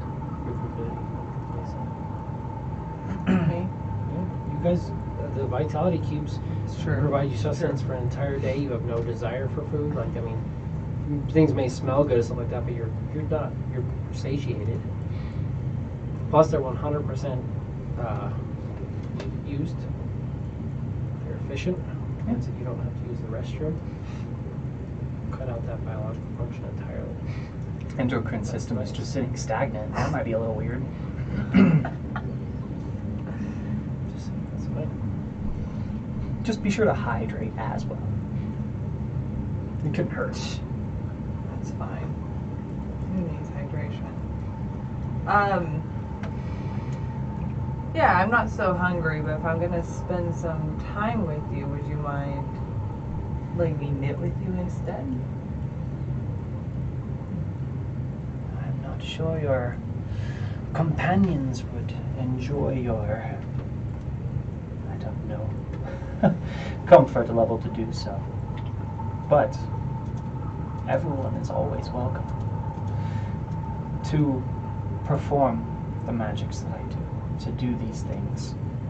It must be on a more personal level. So if another of your friends has a question to ask, you would have to leave in order for us to gain those answers. The questions are supposed to be private. Oh, yes. Intentionally so. Otherwise things can be thrown off. But you are welcome to stay as long as you like, dear. It's been a long time since I've had comfortable companionship, friendship. I can provide Visitors. that. go sit down next to her and start knitting. Yeah.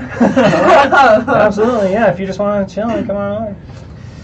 There is a chair right there.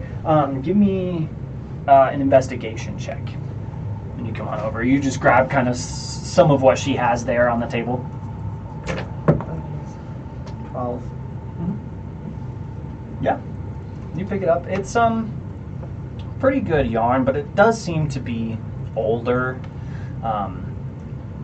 There might be just the slightest little bit of dust in it, but it's yarn, and it was pretty well spun when it was. It just seems to be old. But she's got, it just kind of looks like a patterned square right now. It's the makings of something, but it looks like it'll take her much longer to produce whatever it is that she is knitting. Okay. But just out of curiosity, go ahead and give me a dexterity check or a performance check, whichever is higher for you.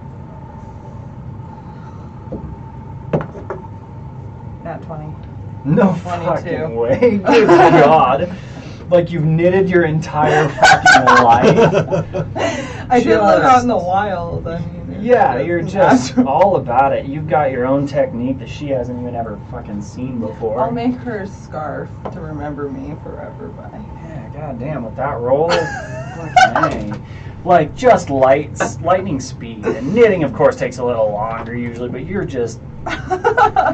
You can kind of look at everything while you're doing it. It's just second nature to you at this point. Just this beautiful, nice scarf. Maybe not the thickest set of layers, but you start getting a really nice, good strip going out of it. And she's working on something like in her square and just kind of like stops and just actively watches and is like kind of entranced by you doing this. For those of you outside, you were able to walk the building pretty quickly. Was there anything else you'd like to do as you investigate, as this is all happening? Mist, if you would like to assist. Check out the Dry off. bridge over here. Yeah. Check out the bridge. Give me an investigation check as you are cruising the bridge. I just want to cast Antimatic Superior on myself. Absolutely. How about a 5? Fall in the water. 5. No, beautiful bridge. You're kind of checking every plank as you go. It seems to be nice and solid. The posts that are in the kind of like marshy but nice, clear, pretty water Bullshit. look like they are just solid, and you're not producing any ripples in the water unless you were to toss Bridges are them. rickety. They're about ready to fall apart. Got it. I mean, it feels so fucking sturdy, just warm fuzzies all through this whole area. And it feels sturdy when he steps on it too? Absolutely. Yeah, the bridge feels solid. You said a 5 investigation? Yeah. Yeah. He's gonna bend down and actually feel it. Is it wood or is it dirt or earth or what? It's wood. It's wooden. But like the best fucking wooden bridge you've ever felt. Like it, and Yeah, I would. I'm sorry. Yeah, he would be assisting you. If Oh, that's yeah. why he's on there. yeah, give me another roll Sorry. with that investigation. 'Cause, yeah, you are being assisted. What's 17? 17. Okay, yeah. He's using his like echolocation, trying to see anything that like where he looks at something and kind of closes his eyes and like squeaks at it, tries to see if there's something that looks different, and he'll kind of direct him towards anything that seems different. Again, most with the assist, you're not noticing anything. Blue's not necessarily noticing anything other than, again, the wildlife is not taking up the space that it seems to be. It's trying, but it's not. Is something else taking up the space? No, Okay, it's not like okay. no. Yeah, it's just, you know, you've got these images that your eyes are seeing of these giant leafy fern type plants, and then he closes his eyes and squeaks at it, and it's almost like netted, maybe webbing, could be almost more like paper thin with like holes in it, like not really sure. There's a disconnect, and he can sense that, but he doesn't know exactly what it is. But he will direct you, Rain, into, there is a spot, and it's difficult to find, kind of off towards the edge of this bridge. a piece of the wood as the bat's kind of like tugging at you and kind of like squeaking at the bridge, and you're kind of down there feeling it. The bat will kind of like direct you. There is a spot that is missing. Your eyes are showing you this is solid wood, and it trips you out for a second because your hand like drops into the bridge, and you're like, fuck, that looks so real, like what just happened? And to your eyes, like it's a solid bridge, but there is like, when you put your hands in there, it's like a broken piece of wood, chunk of wood missing. Just that one sliver right there, almost halfway through the bridge. Like something, give me, maybe, you can either do like I don't know if you're trained in history or like dungeoneering type knowledge check. All right, give me another like an intelligence investigation check. With advantage. Yeah, because the bat's helping out. Cool. Good. Glad the bat helps, because that's an 18. This seems like something burst and blasted the wood right here. So everything that was here was kind of chunked and jolted into the water, and any like dust or remnants that were on top have since been cleaned away. Like it feels like a fresh but clean, like just like if somebody had taken the most brutal freaking sledgehammer swing that you've ever seen to this piece of wood and just blasted it into the water. That's kind of the effect that it would make. Like it wasn't like a whittling, it wasn't carving. Yeah. Some sort of blunt Force impact. force. Take a piece. Yeah. Yeah, is there anything in there that I can Or we can just Yeah, work on? you can kind of fiddle with the edge and just kind of like as you would expect, like a nice piece of wood. You can pull off like a sliver, or even like a small stake. Give me a strength check. You can also do that with advantage. That'll help you out. Mm-hmm. Cool. Little needle in you. Yeah, thank God for that stimulant. Strength check? Yeah. 19. Yeah, you can get a decent sized like stake out of it. Like you kind of pull, and it's all based on feeling. Like you kind of close your eyes and you're like, okay, right here, and you pull off, and sure as shit, like you pull it up into the air, and you can see now, like just the finest piece of wood, but it does seem like it's been cracked and pulled off of a bridge. Lines back up if you put it back in, even though you're still looking at solid ground. You pull it out of there and you've got a full like stake.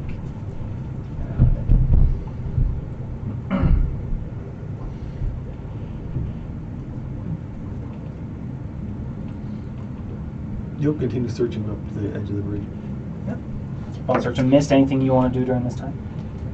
I'm kind of just back and forth between the two of them, just trying to kind of focus and see what's going on. I can straight see through the bat's eyes, but I have to kind of actually just only communicate with the homunculus. Yeah. I can't see through its eyes. Can't see through the homunculus? Okay. No, I can it understands all the language I speak and channeling magic. Yeah, but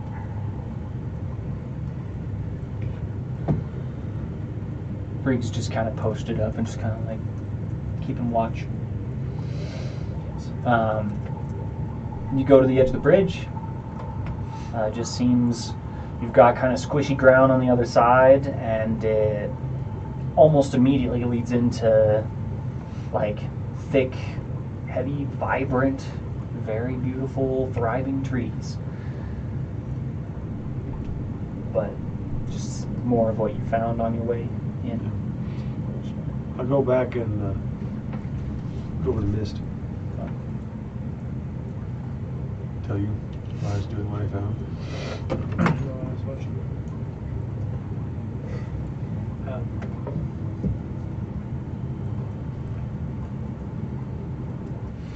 The ground over here doesn't have this squish to it, though? Not particularly, not like obviously like on the edge of where this kind of swampish, like moss-covered water sits at the edge. That's pretty freaking squishy, but right off of the bridge on the inside here, and in most places on this island, solid ground.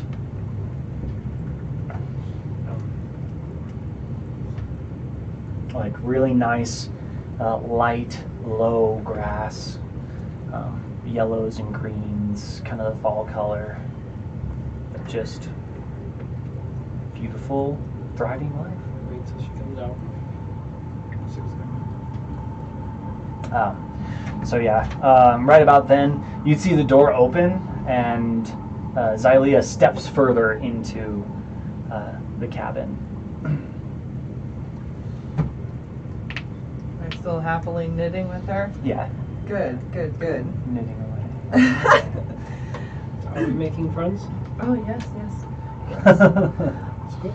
So I don't know if this might push the envelope a little bit, but earlier one of my fellow acquaintances took a step in the water, and when he stepped out, he said it wasn't water.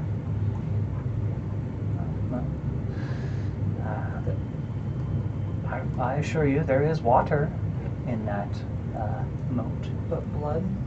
Oh Water? yes, there is blood as well. Mm-hmm. Yeah. Do you mind if I ask where that blood is coming from? Well, these lands are cursed here. You've seen it yourself. The blight overtakes most of these woods. And the reason being is I am a threat You're a threat to what? The to the blight. blight.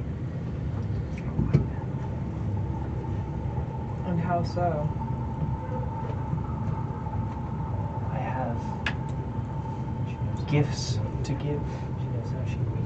I have the means of finding answers and the tools to give travelers to get rid of it. That's a pretty good threat. Yeah. So why the illusions, though? Oh, because I cannot stand the sight of horror on a daily basis for decades. And I think that's reasonable. I think that is reasonable. Can I do an insight check? Absolutely, you can do an insight check. Oh, no, there's 0 insight. 9. That's great. That's like With a Hey, I got a nat 20 in knitting, though. with a 9, she has no reason to lie to you. She has been very forthcoming and seemingly very honest. With a 9, she's a mystery. You know, it's up to you whether you would want to believe her or not, but you're not certain one way or the other. You're just not able to get a good read on her. And you're used to being able to read people really well, so it's kind of throwing you for a loop. So, with everything else being illusion, did you by chance apply that to yourself? And your physical appearance at all? I am not 100% as I seem. That is correct.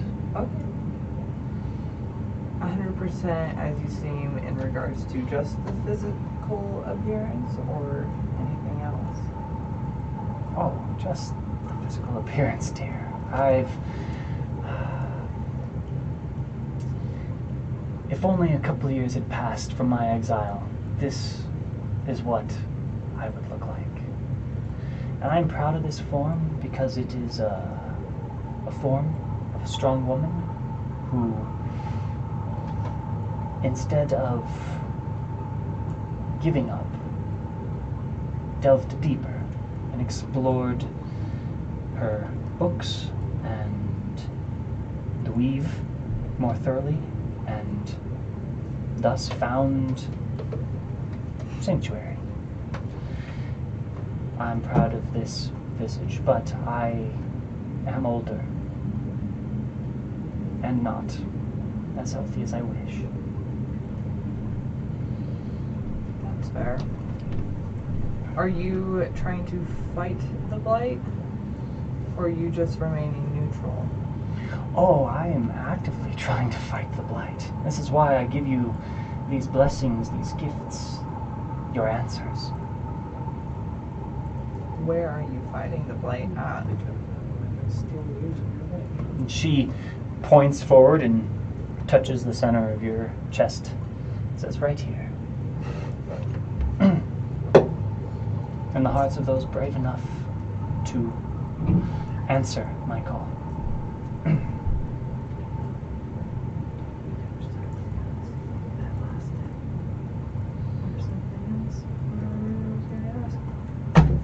I'm an open book, and if you remember, you are always welcome to ask. Do you have any tips as we move forward? You sound like me a few sessions ago. You're fine. Just the wisdom to listen. Listen to as much as you can. Places like the South, places like the Crossroads, they have many things to say, and between the words and where the words connect are where you find your answers, the truths. Okay. Otherwise, you all seem to be getting along rather well the way you do things. Yeah, I mean, it's fine sometimes. Your companions are smart to investigate. They are smart to be hesitant. It will keep you all alive. Yeah, no, and I get that. That's how I've been alive all this time.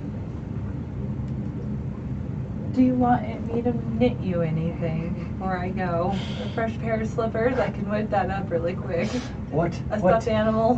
What you have made is too much already. Thank you, young one. Alrighty. With that, I will exit and thank her. Hold her hand like, you know, when you shake someone's hands and, you know, it's usually old people. They just kind of, yeah. And absolutely, she definitely kind of responds in a very similar fashion. And her somber eyes kind of light up just a little bit. Just seems to make her day as you exit. That's how you do it, boys. I'm gonna have. Is the door still open? Door is open. Blute is gonna fly up there and just start squeaking. And the Blute will go over by the door and it'll be making noises as well. And they're just making noises until he gets close. Okay. So one of two things is probably happening here. A, the Crossroads almost cured the blight, and she stopped it directly, was exiled for it, because she's a threat. And she's here creating the blight further. Or the Crossroads is all part of this as well, and she almost cured the blight and was exiled because she almost cured the blight. I feel like she's either the absolute reason that the blight wasn't cured, or was the thing that almost cured the blight. And there's nothing in between, one or the other, is my personal assumption. I The fact consider that the she was latter. married to the guy, but the fact that she's here living in lies, and that she lies to us until we prove that we've seen through her lies. What's the lie that she's... Everything around here. Okay, but listen, she's been stuck here for however long. She wants to be content and look at pretty things, not... Why are you looking at me like that? Ouch! Okay, it sucks getting exiled by things that you love. She loved everything I made her a scarf. She lit up. She actually had good, genuine emotion. At least to me. She had genuine emotion to me as well. I just don't believe that. But did you get to knit with her and spend that kind of quality time with her? No, she threw a bunch of Exactly. needles at me. See? Look at that. Threw sewing needles into the Threw air. needles and in they the air. stabbed into the map that I was pretty much holding. Nice. You got far. No, the thing is, if she was just trapped here, usually when you find somebody, even an animal, so I know you did with animals in a while, if a hare is trapped, it doesn't just sit there and go, oh, I'm trapped here. It calls out for help, makes noise. Sometimes that attracts predators, sometimes that attracts help. But even in that situation, it calls for help. Personally, going, oh, no, it's fine, I'm just trapped here. But hiding the fact that it's dangerous. She says that the illusion is because, oh, I don't want to see the terrible truth of this. Okay, then have the illusion go 40 feet out here. Why would you have the illusion covering the entire lake, the area around it? Why would you be causing anybody who could come here and free you to possibly succumb to the dangers of that lake? Like the turtle sharks or the fishmen. Turtle sharks. I feel it makes... I don't understand like this. I get that. I know. But I understand logic. And logically, if you create an illusion to mask something that is dangerous, generally it is to create a trap. If you create a bastion of safety from the blight, it's to cause creatures afraid of the blight to come into this area. To think, oh, this water's clean, let me come drink of it, and further pollute and destroy themselves. Rain, give me a wisdom saving throw. Then rain dies. See, I told you. Not when he rolls that. Wisdom saving throw, you said? Yeah. 20. Excellent. Nice. Good. Not today. Not today, motherfuckers. Not today. Maybe tomorrow. And they're still making the things are all making all the noise at the Yeah, door and just absolutely. trying to speak quietly so that because she can hear everything you're saying. 'Cause, I mean, apparently she can see on the other side of the lake, and that's why she has to have the illusion over there. So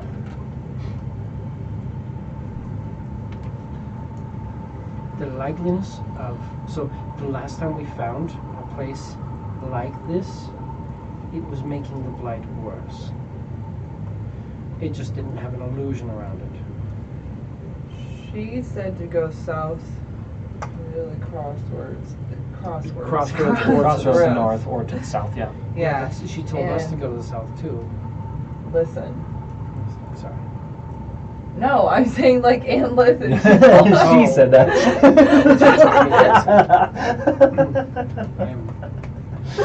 That says I am. Go to the south and listen. The south of this island, or It's the south, just south and to the crossroads, and listen. so travel for days away from in where between you're where at the now, words because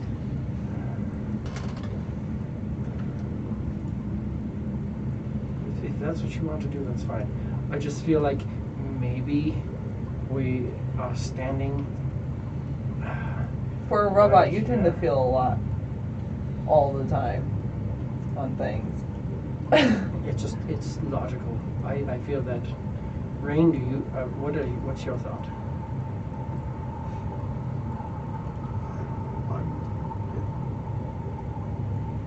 It's one or the other. I agree with you.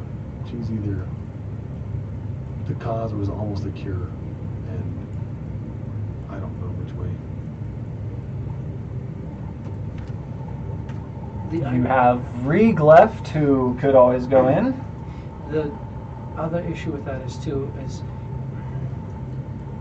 if she was close to coming up with a cure, I feel like she wouldn't just be like, oh, it's in your heart.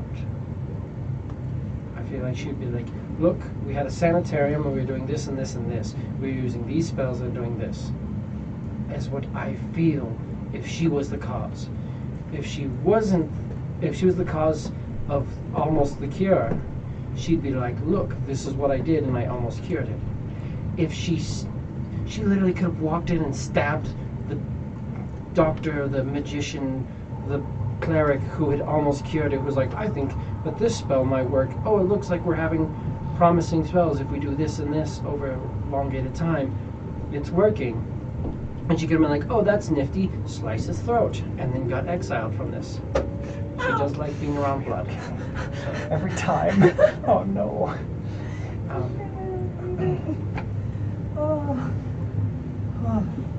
Wow. I feel like the chair, I mean, I moved it over more, but I feel like the chair's also like,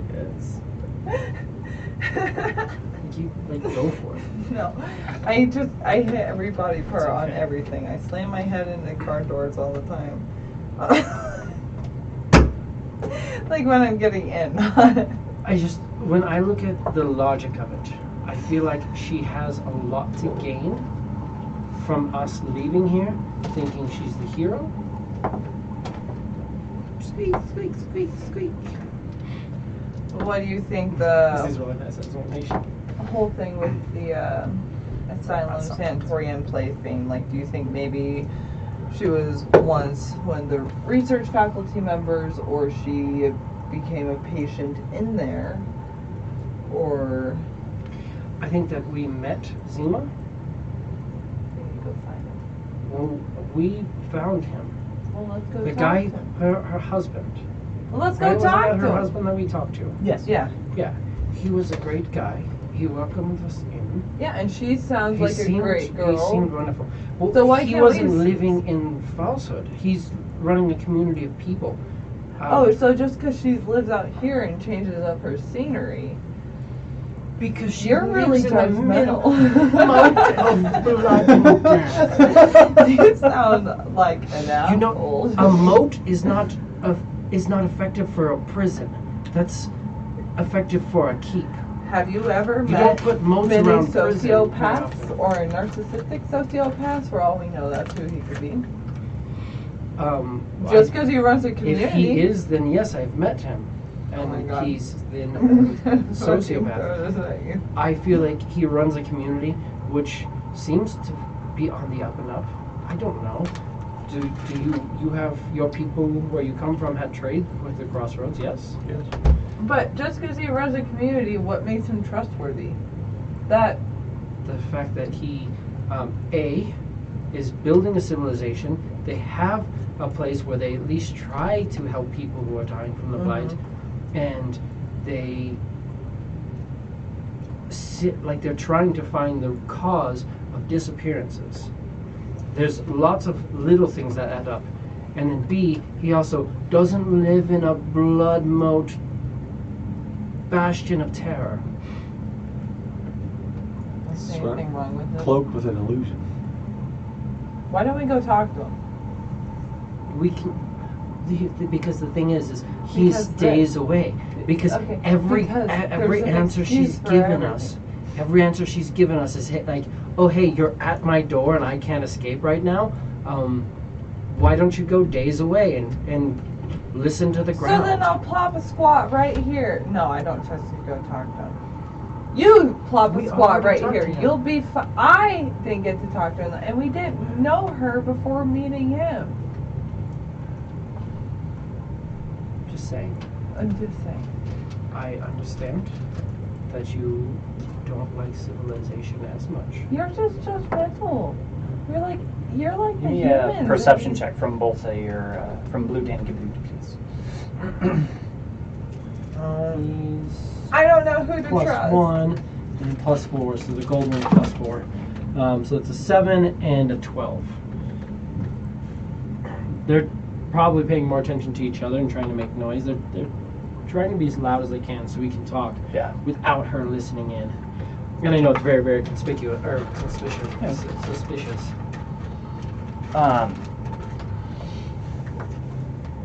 Almost to be known, she is like nailing down and almost like in a position of prayer, but it was just like clasped hands, just like staring at them, and like closer to their noise now, just watching. But like, she appeared there to them. Like they had no fucking clue that she even moved, and now she's there.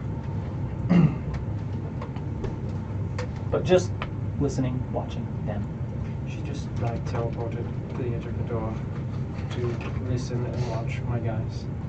Like we can probably see her because she's right at the doorway. Yeah, you could see her. She is kneeling in the doorway, just like staring at the bat and the homunculus, kind of chirping at each other, calling at each other, making noise. Ding, ding, ding, ding. Yeah. Birds up.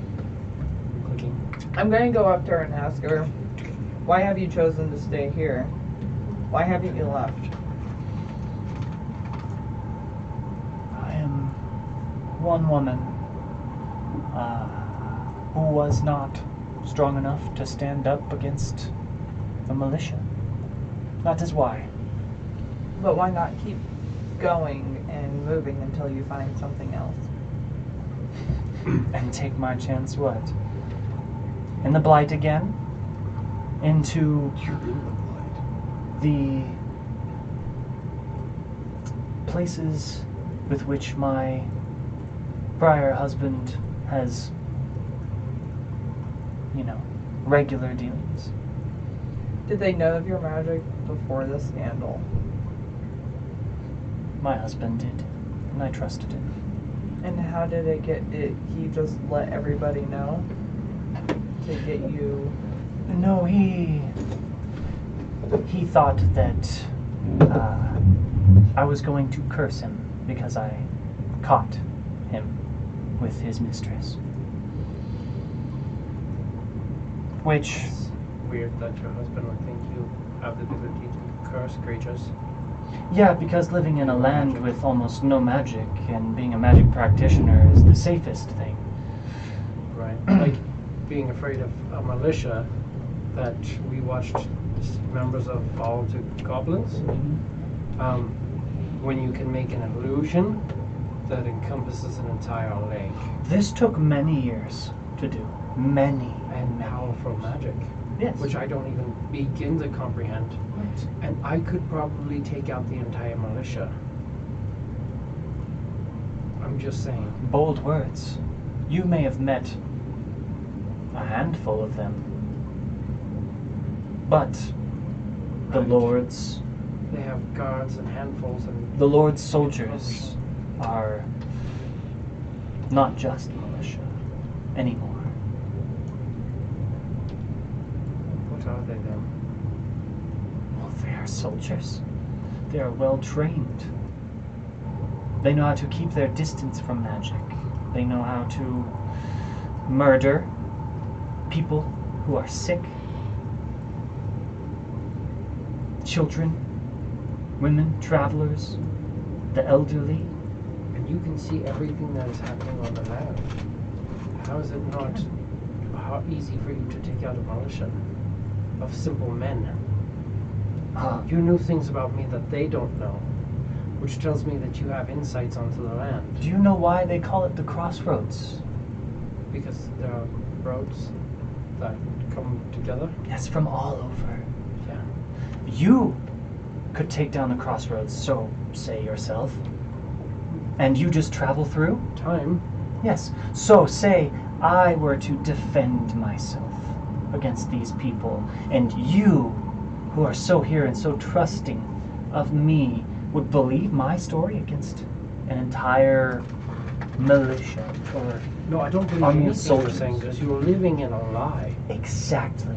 So why would You I choose take to up live in arms a lie. against a town full of random mercenaries? Because you said that's the reason you're living here, but you say that you It don't is. want you live in a lie because you don't want to live in the place that you are, and you are trapped here because you're afraid to come after because of a militia that you can see everything they are doing and you would in theory be able to take them out one by one. The problem that I have is logically Logically to live in missed. this I prison. am not a murderer, like most people. Or maybe like yourself. My answer is not to kill the people who are after me. My heart hurts about it. But I would not murder these people for following this unfaithful man. Because as you say, he deals good You business. said you would just sit here and enhance the blight, which is killing more than anything. More creatures have died to the blight than to my hand.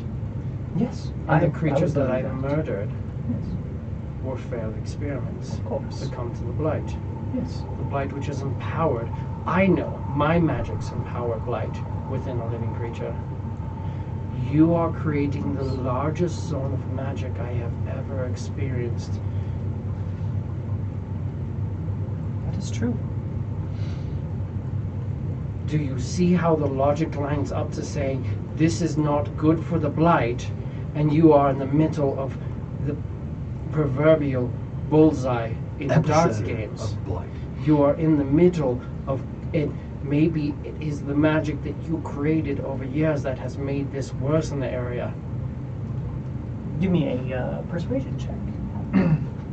With advantage. Because this is with advantage. Yeah. You know, I'm just gonna roll this dice twice. So it's either a 5 because I rolled a 7, Oh, or an 11 because I rolled a 13. And I'm trying to make sure he comes off as a dick because he's not good at charisma. No, yeah, of course. Your logic is sound. That's the dilemma. I am not the only thing here. Yes, this illusion is what I make. And I channel the weave in more supernatural ways. You watch the land magically. I do. You Occasionally. Not often. Okay. Occasionally. center of a very powerful point of magical disturbance. Yes. Weave-Blight. The blight is infected. If his arm were infected, I would cut it off.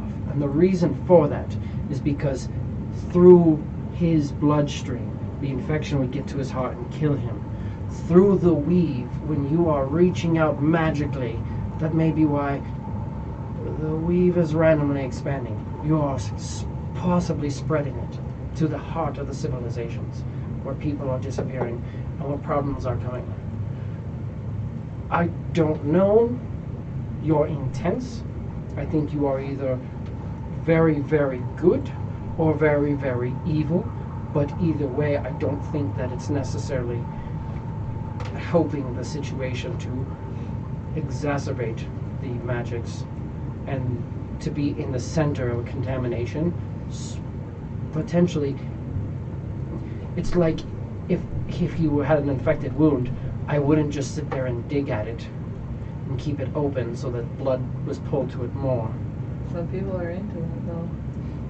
Yeah, that's not a good Used to thing. travel with one. The thing is, this place that we are, this moat of blood around us, is terrible. We found a location similar to this before, with Stonehenges and with blood magics, where they were sacrificing all sorts of creatures. At that location, we found a gift delivered from you. Yes. They were making the blight worse. When we used our magics to examine it, we exacerbated the blight. We destroyed the place, and the blight subsided to an extent. You're here just exacerbating the blight at levels beyond my comprehension, and that means a lot. I feel like it just adds up to not being good, which I know I don't understand as well as some others, but in the idea of if Weave-Blight equals bad, then massive magic in the middle of the infection causing more Weave-Blight also equals bad.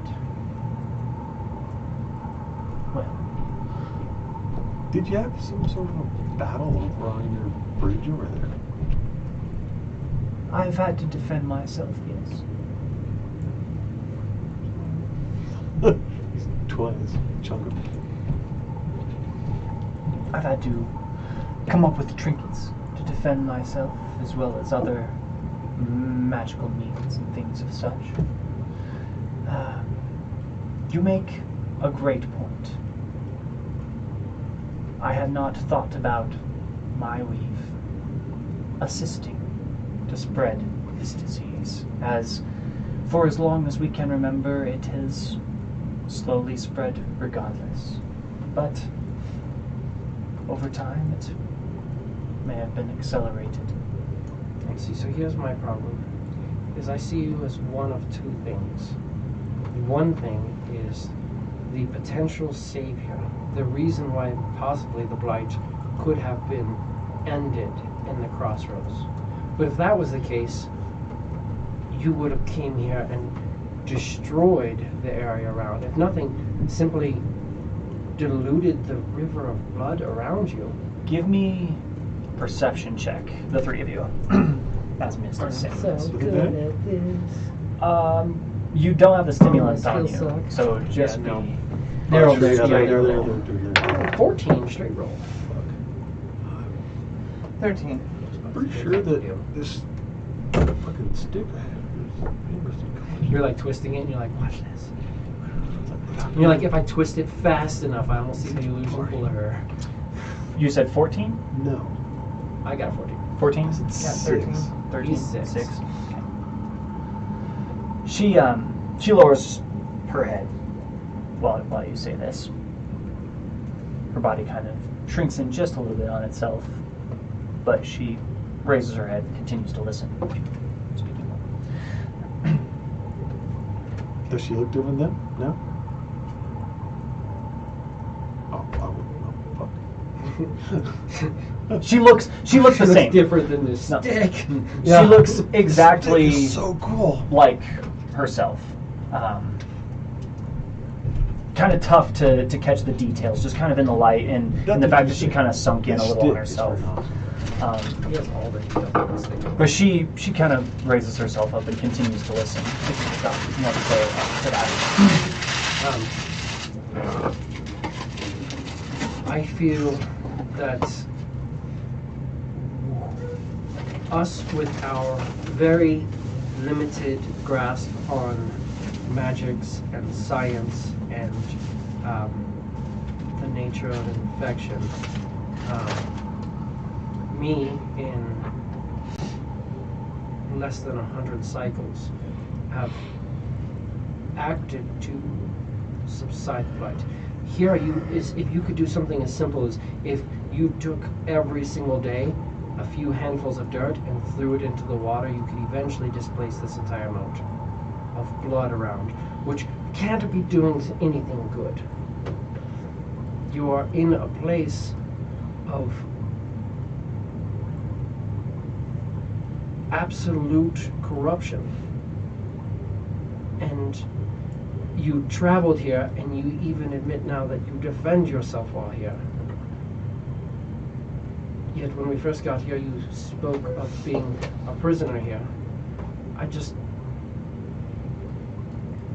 I cannot find an equation in which all of what you have said adds up to rational thought.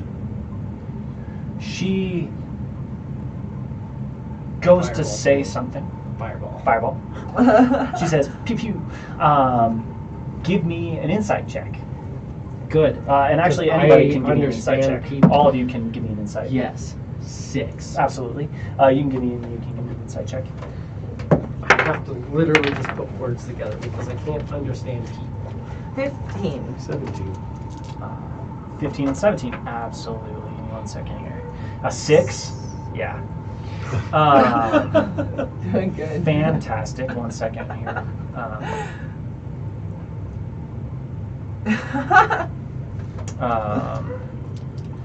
This My is. bad. Be like, no, look, this is what's going on. Oh, thank you, familiar. Nice. Any basic creature interaction. Appreciate that. Oh, okay, not too bad.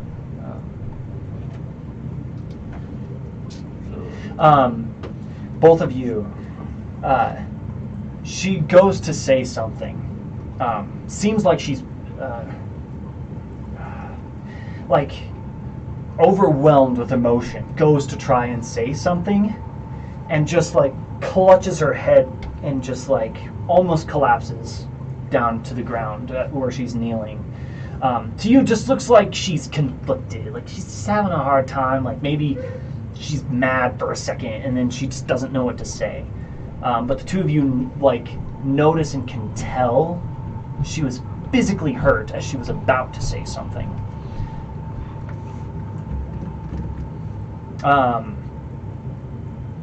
She takes a deep breath and kind of recovers. She says,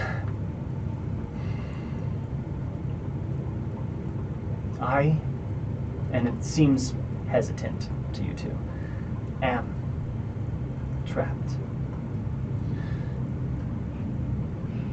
I make do with the skills I attempt to develop. It has taken many years at great cost. I am elderly. I am not as physically capable as I used to be. And so, yes, I attempt to reach out because you and you and you and you, little rabbit, can do things that I cannot. Simply. All NPCs say. Don't trust them. You have the means. And one more question. Ask what you came here for. I can give you that answer. And then I won't have to contribute to this nonsense. And then your land will be saved. You have that capability. In all of my grand magics, I simply don't have that capability. I don't. I wish I did, but I do not. I just don't.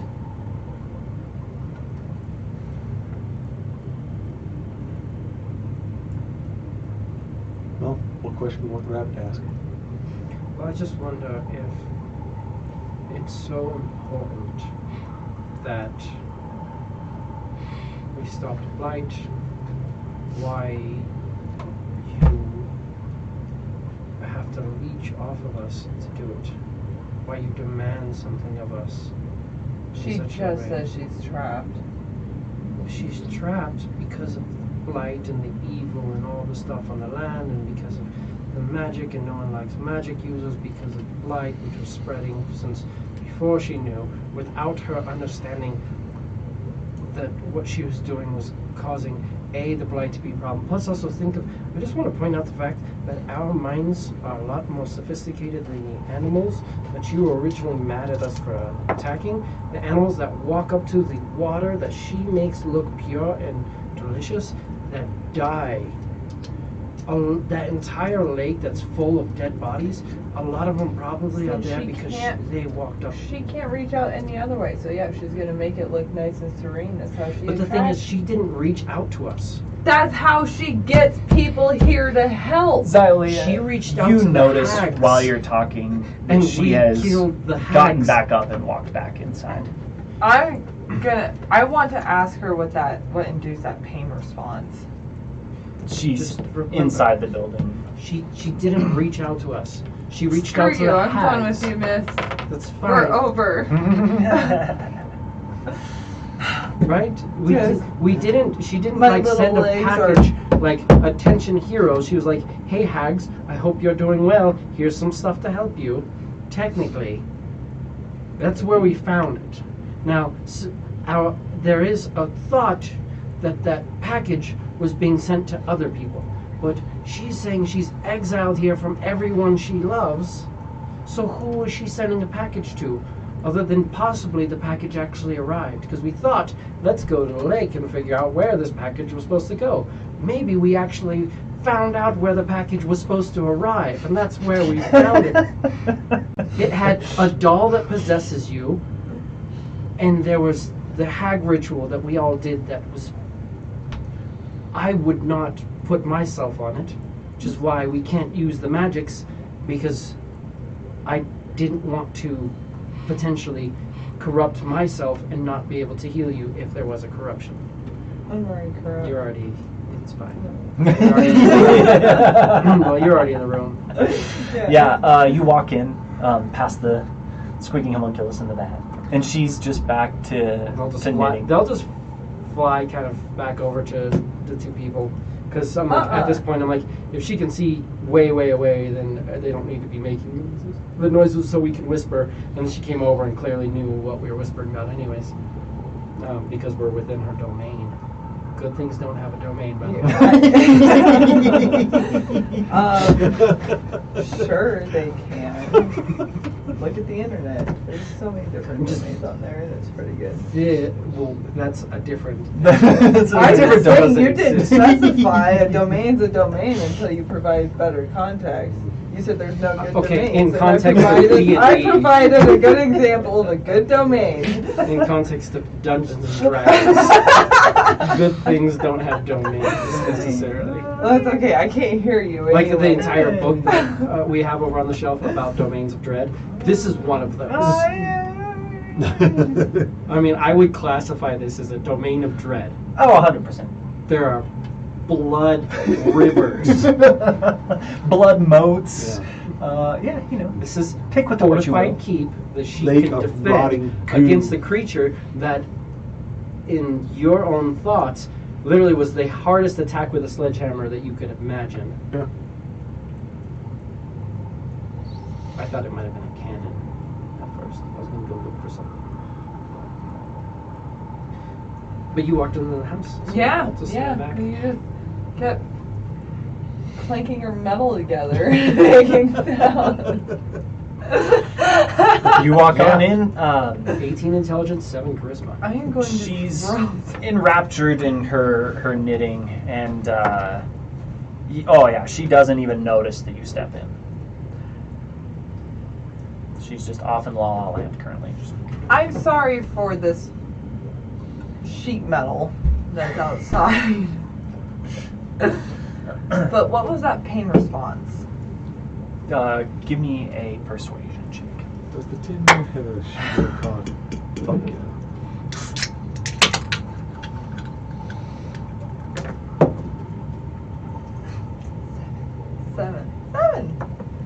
Seven. Oh, okay. We'll just leave that. She kind of like jolts, like realizes that you're there. Oh, you've no need to apologize. Your friend is very intelligent Is he? and good to listen to. He is. As far as what ails me,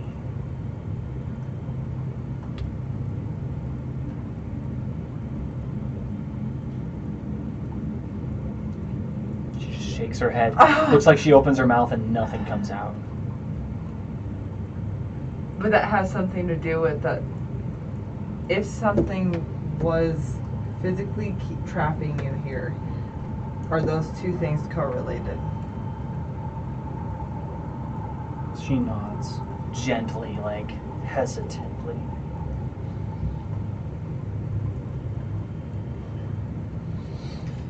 Is the origin of all of that, and does that come from crossword? I keep saying that, crossroads. She kind of thinks. And she... Give me an insight check. see if you can read her body language. By the way, does she look different now that she's Oh, closer? that one. Oh yeah, okay. Jeez. Yeah, she Killing it. she somberly shrugs. You're not necessarily sure what that could mean. Give me a perception check now that you are closer. Another perception check. Kind of help answer a question here from Mr. Mist. That one. I quit. I'm done. I got my nat 20 on knitting and anything else that matters. She just looks sad, like even more sorrowful and just forlorn than when you had first seen her. And she kind of had that like melancholic demeanor. Before you gave her the scarf. Yes, and now Are you trying to say something about my knitting? now that you're asking these specific questions, she's just incredibly down, like just defeated. Can I hug you and suppress your sympathetic nervous system and make you feel a bit better? This is a very knowledgeful halfling. She kind of puts up a hand and shakes her head. She says, the best way to give you answers is if your friend asks his question. She can't help you because she's already drained enough of your soul. The maximum your soul and life essence she could drain from you is gone. Oh, So she needs feels a so warm different and fuzzy. conduit of life, I feel great. like other good things need. to cast Good spells. things definitely need your life essence to do Yeah. things. Yeah, that's fine. I mean, I don't do. need it. I'm just saying, as the resident expert of using other creatures' life forces to I'm enhance my so fucked up. It is fucked up. It is very fucked up. You are The not- one fucking time I actually trust somebody. Which might be part of the reason I don't. This is Wow! Wow! Okay. You didn't trust me at first, and that's the I only reason I still trusted don't you. trust Yeah. you. I think you're off your rocker. You didn't I just trust called me. you a You didn't thing trust of me. sheet metal. Literally, like, there's 3 creatures in this You don't world get who to haven't trust. trusted me, You don't get and to the trust. 3 of them are here. Nobody here needs to be trusted.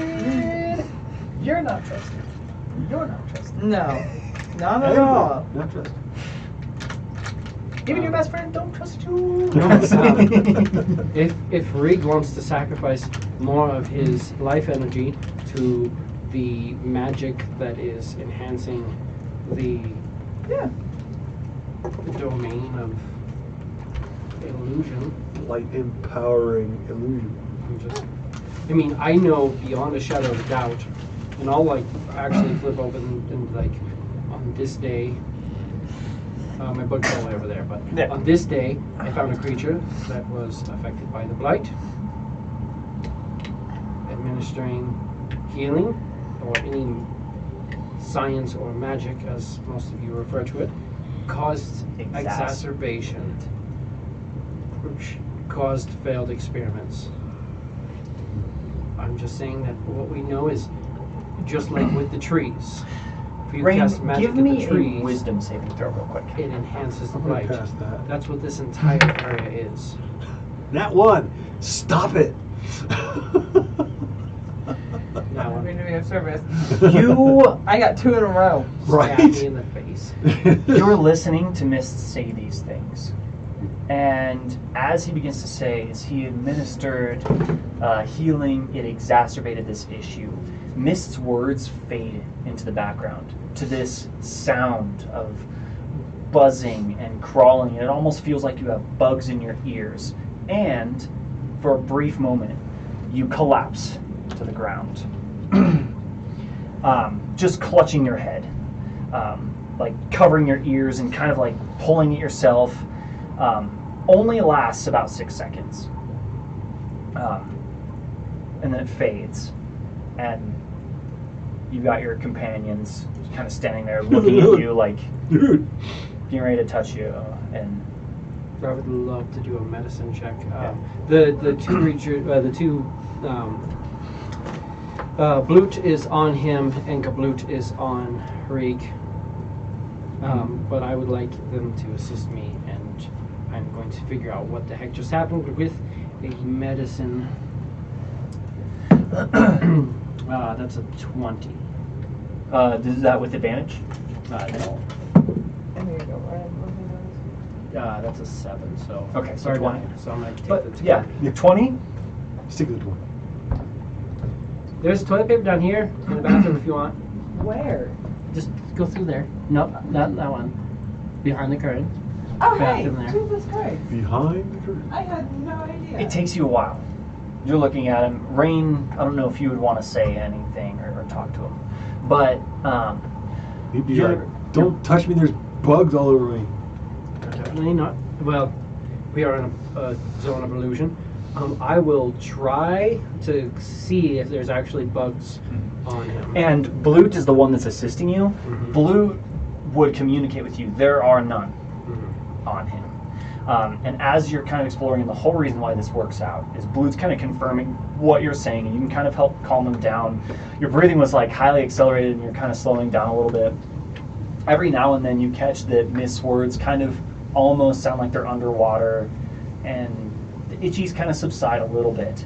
But as you're investigating, you notice just this clear film, just this liquid slowly kind of pouring out the side of Rain's ear.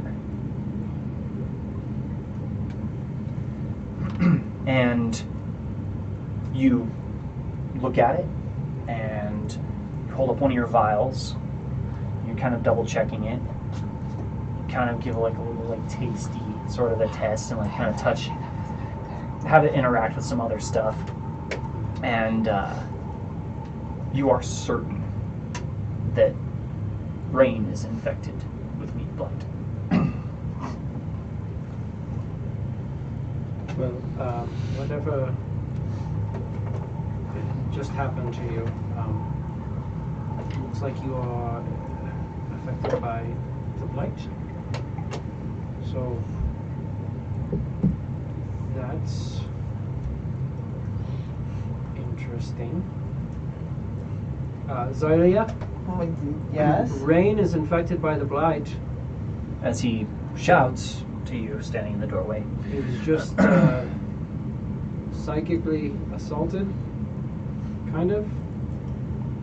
Took no damage. It just was overwhelming.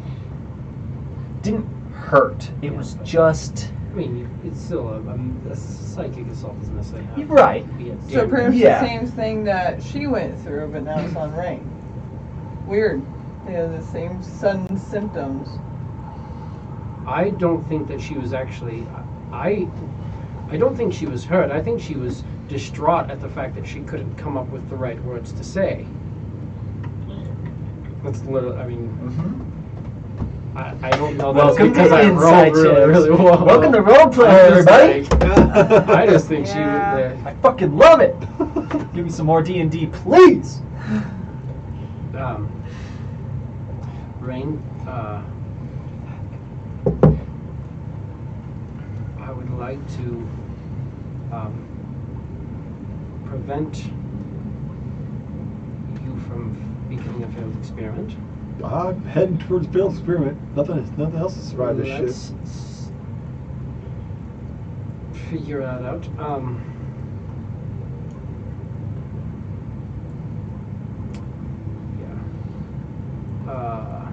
Has Jesse messaged you or said anything in regards to any of this? No, he's been super Yeah. busy. Yeah, I figured he's in been working. Munich and stuff like that. So Yeah.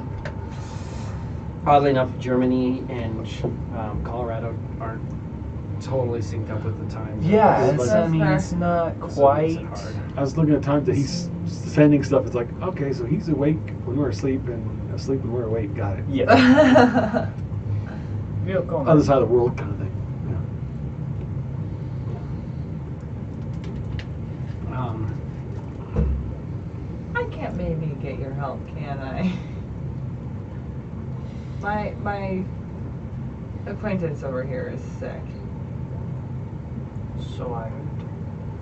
The if you smile give is me a little eyeballs. concerning. It's Rig, it is 100% up to you if you want to ask our final question and offer more life force to the thing that is attempting to live here for an extended period of time while trapped and obviously not letting the light through the greatest source of magic that I've ever seen. I can't even give you vitality cubes anymore because it's a good chance they will exacerbate these. It is You get a rations and you're gonna. There's gonna be a moment defeated of time in smile. which your system a has friend to get needs only restarted, ask a doesn't it? question.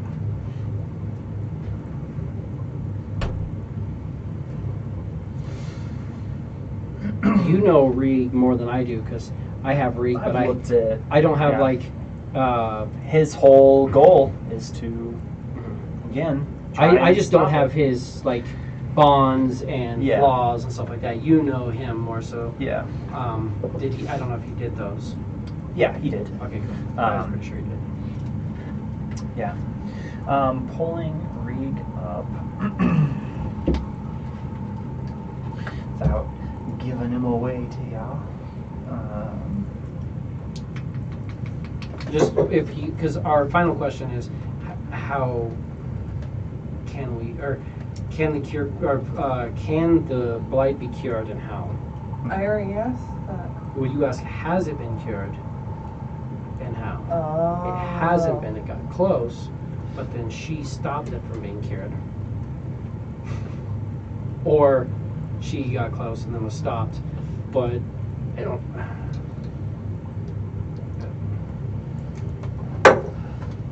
You're making me angry.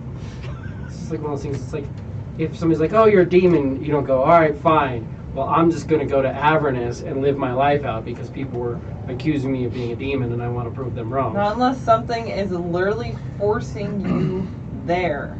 It's like a Rapunzel situation, right? Is that the main character I'm thinking of with the long hair? Mm-hmm. Okay. Yeah. Yeah, who could let down her hair and let other people climb in, but was completely incapable of just repelling. Her name is Rapunzel. Just think about it. Except Rapunzel, she Rapunzel. literally did in the animated movie. Yeah, because she was a strong woman in that one. Yeah. But the fact that, I mean, just grow it out, repel, you're fine. Okay. Instead, she's just like, "Oh, I'm But trapped she here. was Let a- me exacerbate the evil that is trapping me." Okay, but I'm exacerbating it all the time, but you guys talk to me. Yeah, that's fine. Oh my god. You're not exacerbating the blight. No, I don't think that you're exacerbating the blight. I think that you are tapping into raw magic within the weave around you. I'm not really And causing helping it fluctuations. at all because of You my have not magic. done anything that I know of, except for maybe this one here.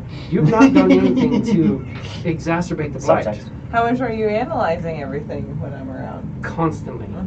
Yeah. I've heard that get brought up a lot. At every single moment of my life, I am analyzing everything around me, and I am paying attention to everything you guys do when you are within range of my observation. Reed kind That's why I of don't know what else is going on. It's because I'm only paying attention to you. Reed kind of walks up to the both of you and he kind of like lightly taps you both on the chest, a little bit harder than he had intended. So you think he just boom, says, "This better be worth it. We need to know." And he little like kind of bounds towards the doorway. And before he enters, he says, "One at a time, Silea?" Yes, yes, yes. Wow, you could have just said, "Hey, I'd like to come in." He says, "Not used to too many people, sorry."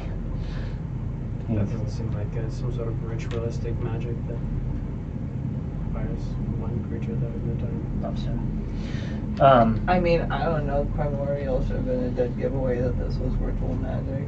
In Primordial, I'll say to you something. Do you speak Primordial? No. I literally say something in Primordial. As you step out and Reed steps in, the door closes behind him. I'm assuming Gablut is hidden. He's gonna try to be. Give me that stealth check. Reed would have tried to stuff him in too, so you can roll with advantage. 21. Absolutely, that's very, very good. Okay. Yeah. Reed goes in, and you had a question that he would ask. His question is, can the blight be cured and how? Absolutely. Which takes the rest of his soul. Takes a lot of his life force. Jesse, you're gonna have to roll another character. Rabbits don't live super long. Sorry, dude. And So, crazy. Okay. with where Reek is, so this is a thought that I would have suggested to him if he was here, not knowing necessarily how it works exactly. But when we dealt with the other hag, while he was fighting her, he could just kind of touch her And extract and aspects. understand if she had resistance and stuff like that. Yeah. Is there a way that he could, or so he, I'm just thinking he'll be on guard when she goes to say something, just try to just touch one of those Yeah. focal points. Absolutely. And Yeah. because if she Easily. has the same vulnerabilities, resistances as the last night hag or as the hags that we've dealt with have, it might help us like figure out what kind of creature is below this illusion. Absolutely. Just a thought.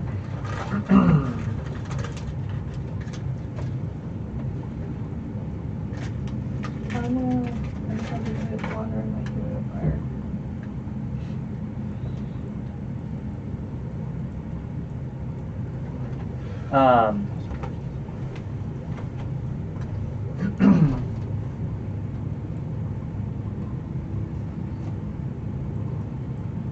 She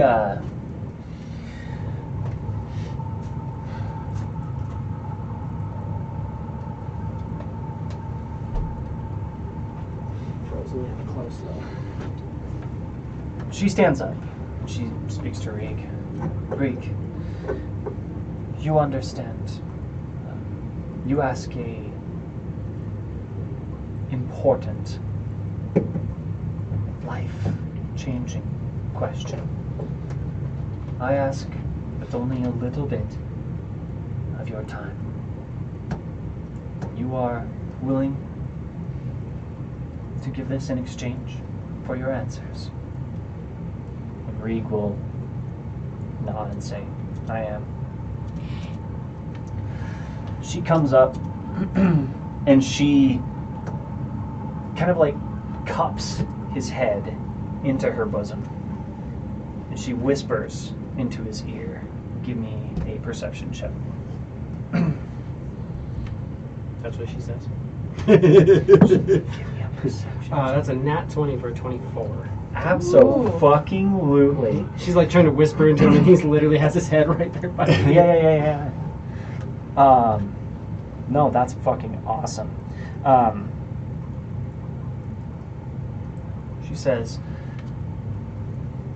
ask your question, sweet one, and I will give you your answers right here. And he asks his question right there, trying to mimic her level of volume, but he is pretty loud anyway.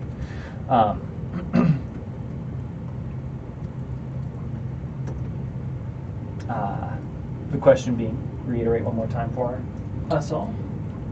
Can the blight be cured, and how?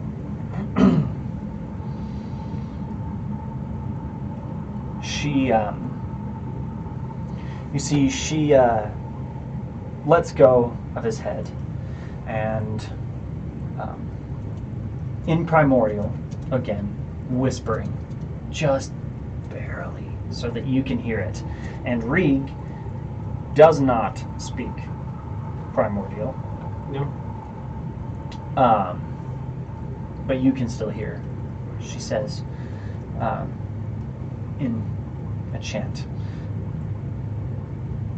is there a cure to Weave-Blight? And how? And as she does this, she's just sort of like caressing and touching binds on his hands, the wraps that he has around like his extended fists and bunny-like paws. And as she does so, these symbols kind of light up on his binds, and it almost seems like the wraps come off of him, but they're still attached and he can feel them. But they lift up into the air, and it looks like they kind of whirl and surround both her and Rieg in like a mini cyclone of just binding canvasy linen wraps.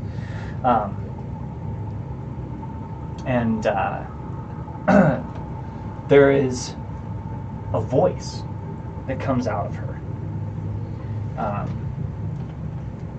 It's pretty loud. Do any of you speak Abyssal? Nope. Does Reed? Reed does not. I feel like our Abyssal speakers are watching the boat. Yeah. And a loud voice, booming, something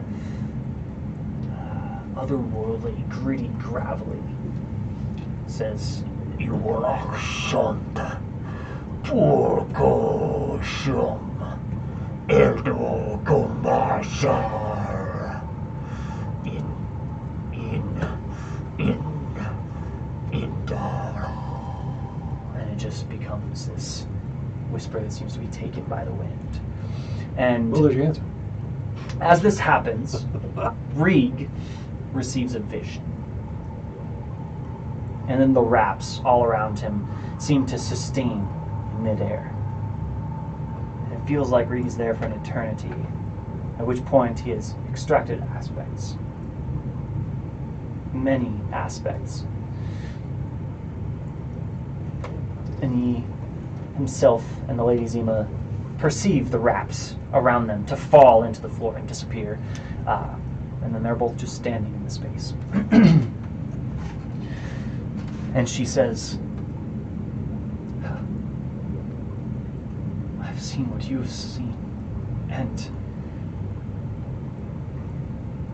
it is invaluable. What you choose to do with that could change the world." She takes a couple steps back and sits in her chair. She says, "I am short on gifts, but what I use to protect myself, it matters not anymore, Rieg. It is yours." She takes this little brooch off of her little like noble like gown that she's kind of wearing, kind of removes this gemmed brooch that looked like it was completely a piece of her equipment. She just takes it off and hands it to him. She says, "This will shield you from what has ailed me for a long time."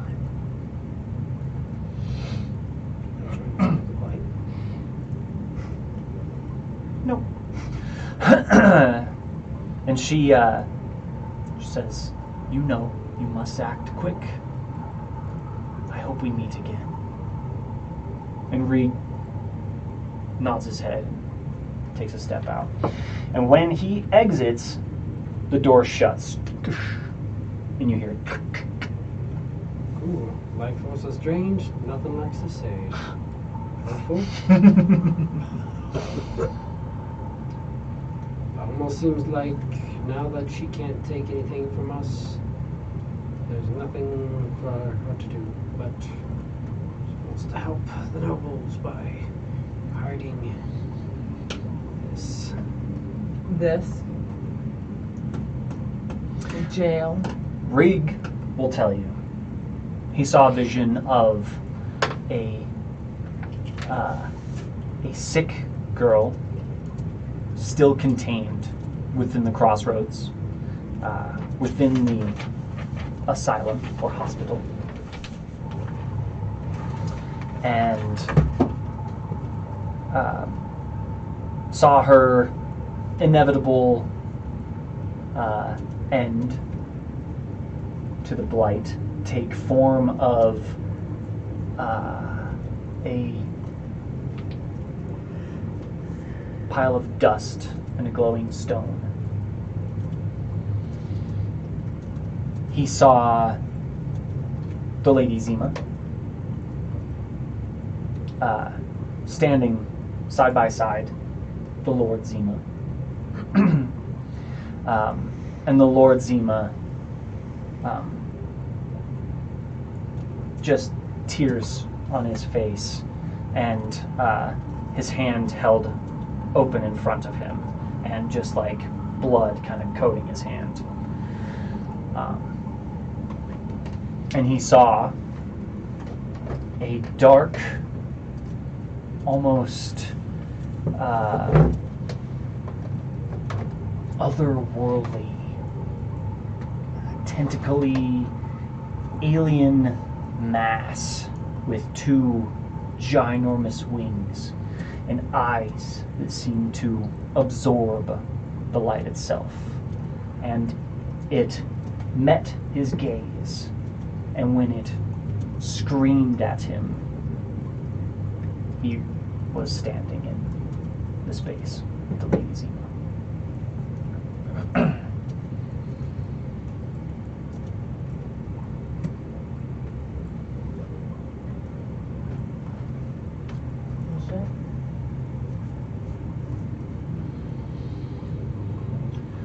Then he tells you her resiliences and strengths perfectly in line with that of the Night Hag, with one exception. She was vulnerable to psychic damage. It's weird that a human lady has the same vulnerabilities as a Night Hag. Shall we go?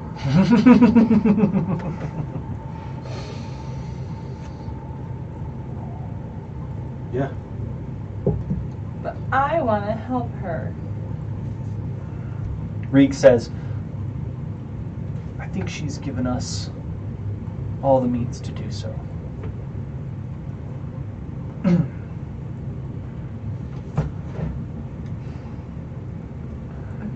Yeah.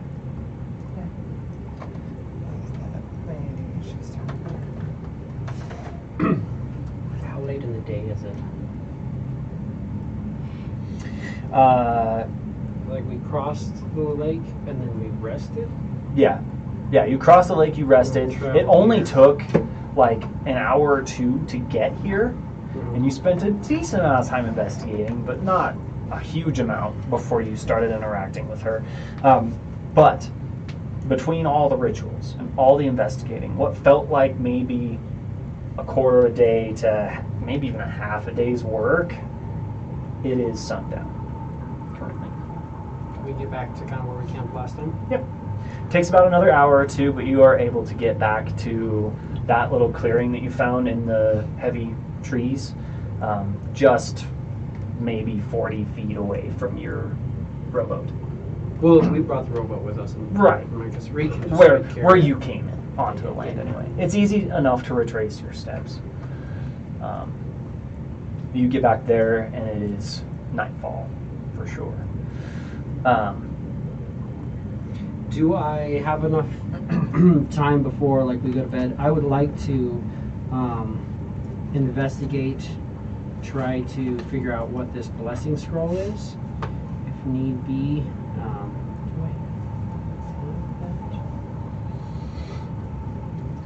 I don't have identified necessarily, but I don't know if you're doing the option where over a short rest you can kind of figure out what something is. Yeah, absolutely. It will take either an Arcana, or you can do like an investigate intelligence, or I can do Arcana. Arcana is as good as intelligence. anything Arcana else is I have. intelligence, right? Yeah. Arcana is So go ahead and as give me anything else I have. an Arcana on it over a short rest. 17? Yeah, that's easy enough. I know it's a scroll and it glows with abjuration magic. That's Yes. all I know.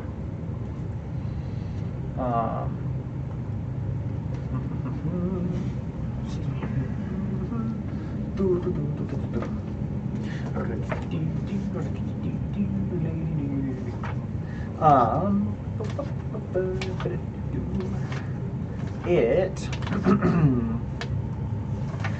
I have to find it because you can't do it.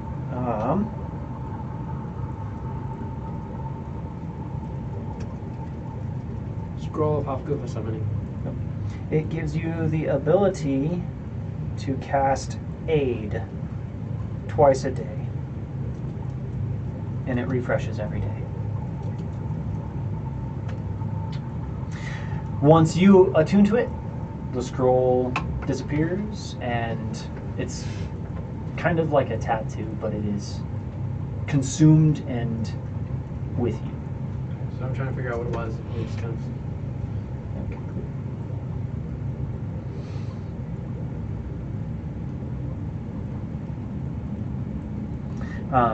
It is used at the base level spell slot, unless you choose to use one of yours at a higher level. One of mine's at a higher level, because I have higher than first level spells. Well, once you get there. It's a second level spell. Oh, so I have a second level spell now. Mm-hmm. Yeah. Yep. Yay. Twice a day. You can do more magic. was gonna Look say, at you so go. Yeah. Making progress. Reeg has a brooch. He's going to spend some time with that. See if he can discern what it does. Spend an hour with it. Oh, yeah. Yeah, he says, oh, okay. And he will attune to it.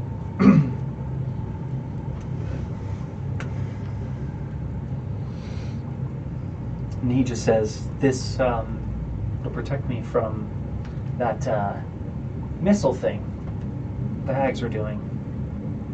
Also makes me resistant to force. Hey. Should probably attune to that necklace. Figure out at least what it does. Yep. I need to do. For you, you could give me a nature or an arcana, whatever is higher. Good question. They're the same. 6. It's all right. Despite It wasn't 1, it was 2 this time. right, despite not knowing it, you know that you don't have to be attuned to it, but it does seem to be a conduit to wild magics. But you're not 100% certain what that means quite yet. Brain, check out your scroll. Yeah. Same thing, you could do like an investigate, arcana, or even a nature as well, if you wanted. Or even history, I don't know if any of those are... Investigation is the best one. Okay. 14. 14, yeah, that's good enough. This is a one-time use scroll, as you understand it. Consumed once read and performed, basically. It allows you to recall and then specialize your martial training. The way that you understand it is it essentially is a one-time reclass scroll for a martial class. You could change all of your levels into rogue. You could change all your levels into ranger. You could change all your levels into barbarian. You could change all your levels into fighter. But it essentially lets you shift your training to be more specialized in one form or another. Once you use it, it's used. But if that was something... Permanent, 6 seconds, 1 day. Yep, permanent. Once you use it, changed. Looks like it would take you about a short rest to read through it properly.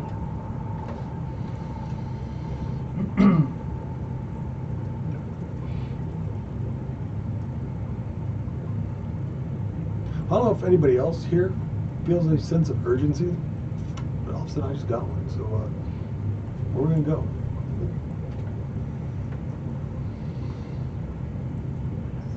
But, I mean, Rig says, it's about dark. Do we across the river, or sleep is good. He says, from what I saw, I gather there are two ways to cure and end the blight. One has to do with this girl and her tragic fate in the asylum, and the other has to do with these creatures and this entity near Partisan. To the asylum. I mean, at least towards that direction. He said that one might be less ambitious for the time being, but I'm game either way. Rain, you're the only person who's shown signs of this so far. I defer to what you think might be a faster option.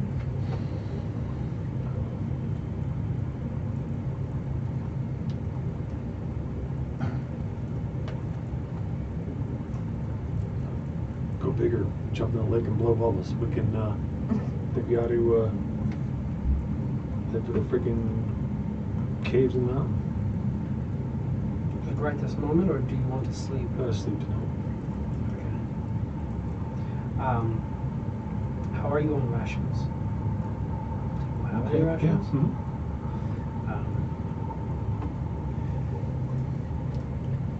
My experience thus far has been that generally creatures that are blighted, even my alchemy just exacerbates it. Vitality cubes may exacerbate it, but I don't know for sure. It's entirely up to you. I'm an experiment. You don't need to use it now. Like, wait, it's a long rest. I mean, if you want, I do have extras, but doubling up. I mean, at least wait till the end of when you wake up. We'll see how things go.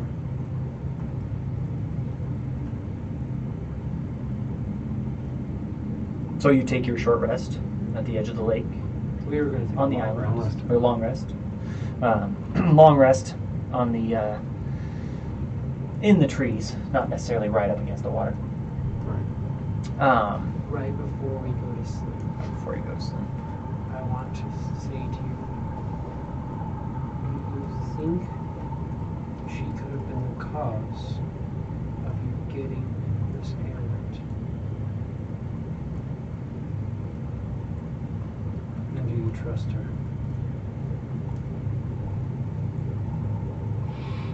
I don't know and no, but I don't have any other choice.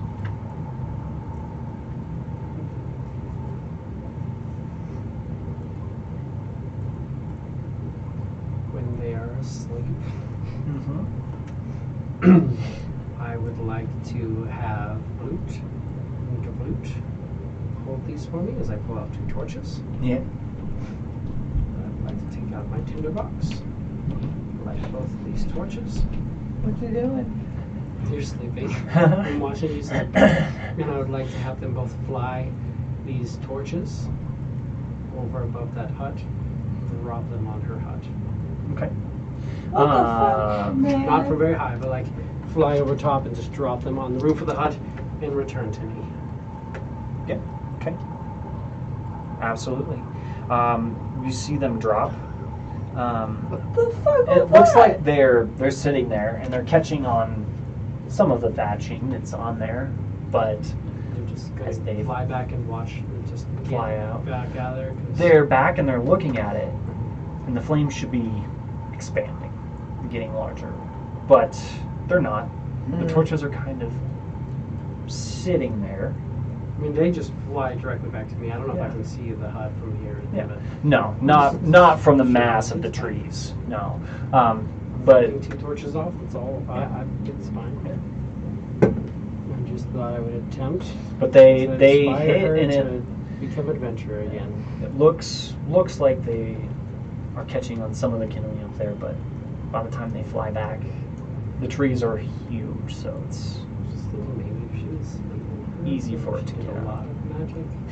She could just. It's fine. 2 less torches in my backpack. Good. Indeed.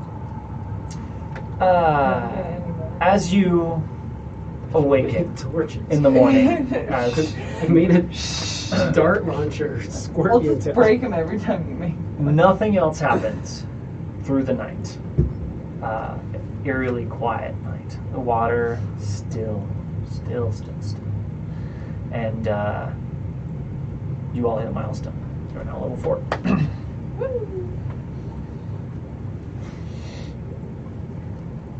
We talked to her and lived for a minute. It's because I killed her in the night with a fire. That's why we got a milestone. You're welcome. Clearly. Through the night, and as you awake, the illusion stands, whatever that means. Well, yeah, because it's long term. Yeah. I'm just saying that the creature with the same vulnerabilities and resistances as a hag that lives in a Except hut. for one vulnerability. Well, she's more vulnerable. Understanding creatures, as some creatures develop and become more powerful, they actually gain vulnerabilities and stuff. Yeah. Like, zombies aren't vulnerable to anything necessarily, Right. but vampires are vulnerable to stuff. That doesn't mean a vampire's less powerful than a zombie. It True. means that the vampires steering into that undead causes that vulnerability. Maybe. Her steering into the being a crazy evil hag may have caused more vulnerability. I don't know. I'm not the hag expert. I'm just the. It's fine. 4th level. You know what that means? Not really much. Not a whole lot. I don't think. Ability I don't even get modifier or Yeah. feats. Does it mean I get second level spells? No. To quote Feet? Soren Kierkegaard, precisely because I do not know, that is why I must believe. What that means is I become a much more efficient healer. Hell yeah. Simply because I'm taking the healer feat for now. And that's the only thing. I'll let Reed do that. So now I can go. You get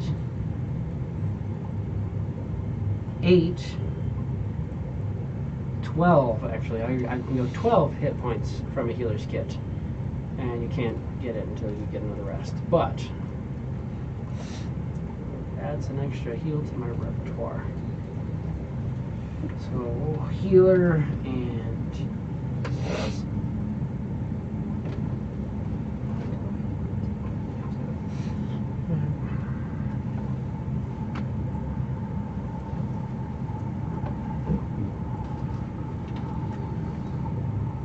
it's everything. Because that doesn't get enhanced.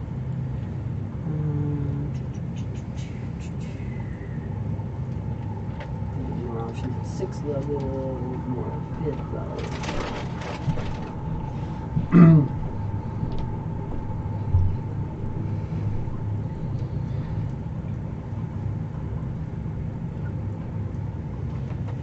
She only had to ask 4 questions. Not too bad. She only had to ask. Huh? She only had to ask. Yeah.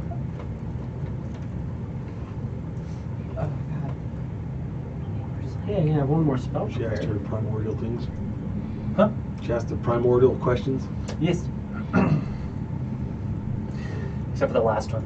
Last one got a little weird.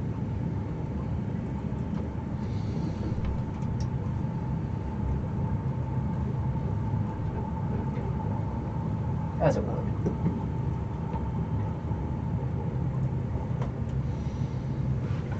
Should I?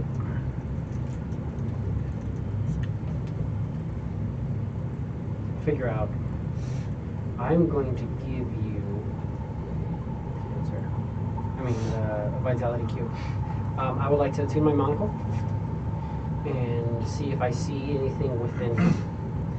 I also want to do a thorough inspection on him medically to see how he looks before the vitality cube. Sure. With a 17, so that's a 23 medicine, and then give him the vitality cube and see if there's any magic reaction outside of the cube itself sustaining him. Sure. And to see if there's any physical change. Currently, you still, again, it's almost like every 5 minutes, just constant, every now and then, itchy, scratchy, somewhere random on your body, sometimes your cheek, and you're like, fuck me, you know, like, occasionally like your thigh, like back of your hand, you're like, fucking shit, just every now and then, just, God, there's something crawling on me, and there's not, but fuck, you know, still getting that feeling. You're not seeing any of this ooze coming from Rain's head at all or anything at the time, at this moment. But currently he is glowing a, it would be, what is it? It's going to be an enchantment, just ever so faintly throughout his body. Mostly seems to linger around his cranium area. Did you have to? Did you have to? Did you have to let it linger?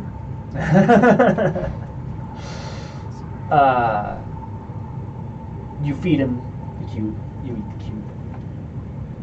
Does not seem to affect the magic in any way. And you do feel nourished.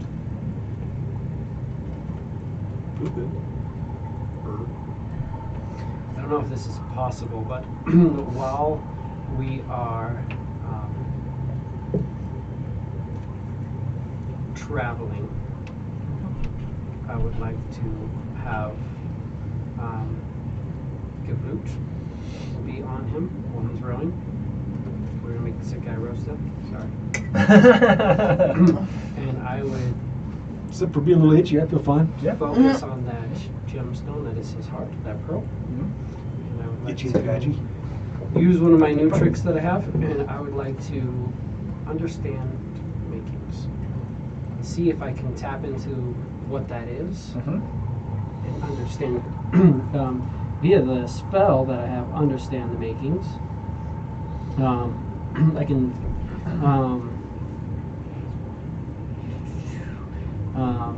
if the magic item or some other magically imbued objects Or person. is there, you can learn the properties and how to use them. Whether there's things like that, I don't know if it's going to do anything, but it's like if it was created by a spell, you can learn which spell created it. So I'm just trying to like get a feel if there was something that caused this, and see if I can use the identify spell to try to identify this magic that's swirling about him. I don't know if it's possible, maybe out of my realm, but I'm going to attempt to. As you cast it, it's almost as if you've downloaded a series of memories from Rain's body. You recall the extended time in the blight. You recall the sleep spell being cast on Rain back in town, if only very briefly. Never affected him, but you recall it. You recall the wild shape moment when all of you became bears. You recall the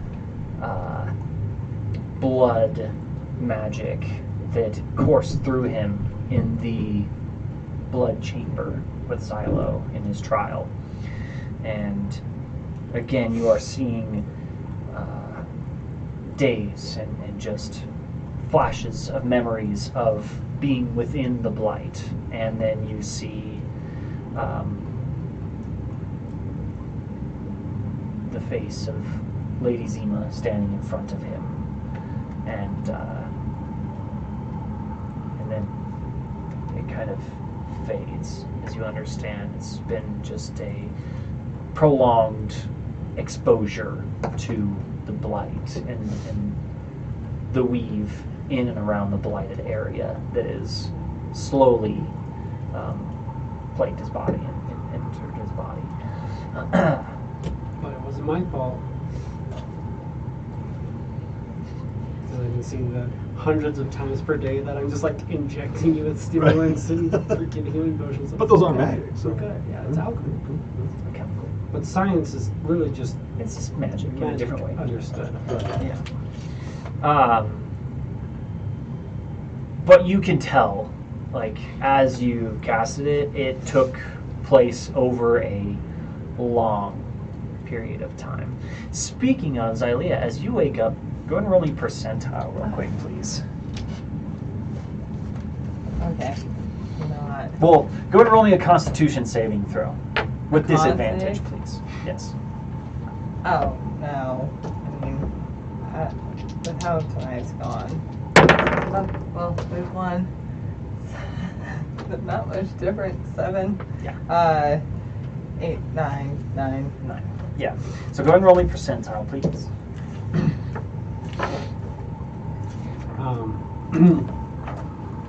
I also, with the attuned monocle, Mhm. I would like to see if there's any disenchantment that seems to be affecting Reek or Xylea in any way whatsoever. Sure. 58. 58. Heard.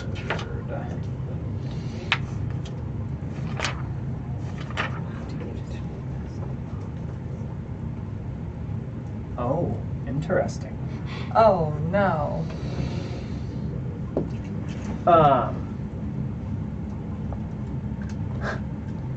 Fucking A. You can't make this shit up. That's awesome. You wake up, and as you wake up, you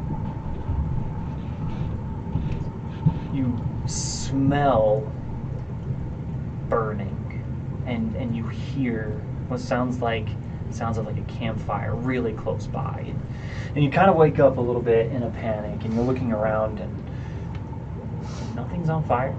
There is no campfire, but it's like the more you try and focus on it to listen, it gets really quiet and you can't quite hear it.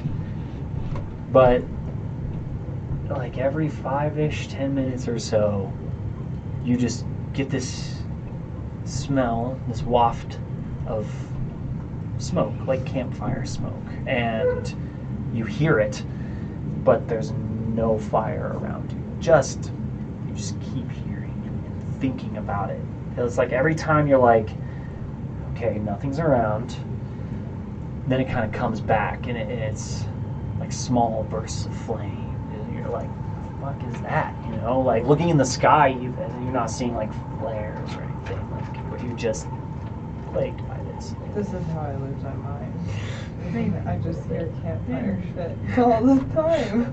Maybe, but as you are looking around, You want to trade your campfire for my bugs? Nah. Oh, you yeah. can tell that there is a slight, almost enchantment overtaking Xylea as well. Seems to mostly be around her head area.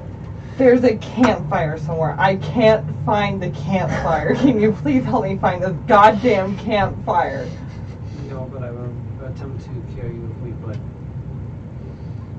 Campfire. Not blight. I'm talking. Fuck the spiders. I'm talking about this fire nearby. You'll get used to it. Maybe it's somebody that can help us. You'll get used to it. Weave-Blight is manifesting. Okay, I see he's more important than my campfire. The Weave-Blight is You get used to it. manifesting in peculiar ways in both of you. The enchantment about you is the same as the enchantment about him. Maybe he's the one that's trying to kill us. How convenient that me, you, He was here and we're fucked up and If he's I fine. wanted to kill you, I would kill you while you were sleeping. I don't know, serial killers are really good at just like meticulously planning things out. That's why they're. I've put a lot of my personal self into keeping you alive. It's also true. Quite literally, he's like, body of mist. Yeah.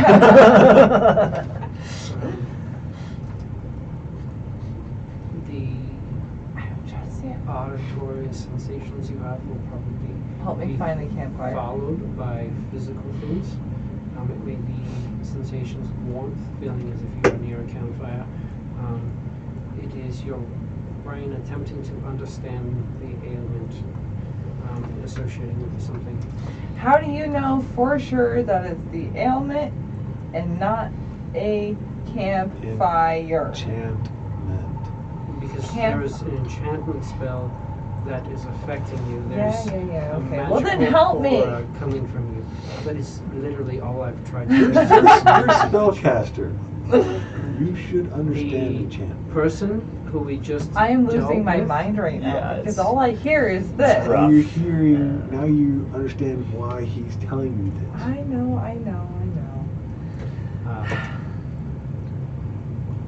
It's going to get worse before it gets better. And that's a long. But I promise to be with you until it gets better. I'm gonna start typing everything. I'm just sad because I made this character before I knew the campaign at all. 'Cause literally, I made this character for the last campaign, and I'm like, oh, of course, I'm immune to it. Now you get to watch all your friends die slowly. It's fantastic. It's okay. I was really like. No, just really, I'll just experience it. I've been really partial. It's not that I'm to it. excited that they have Weave-Blight and I get to figure it out with them. Try to cure it. So at least It's not that I'm not excited. no, you were just giggling.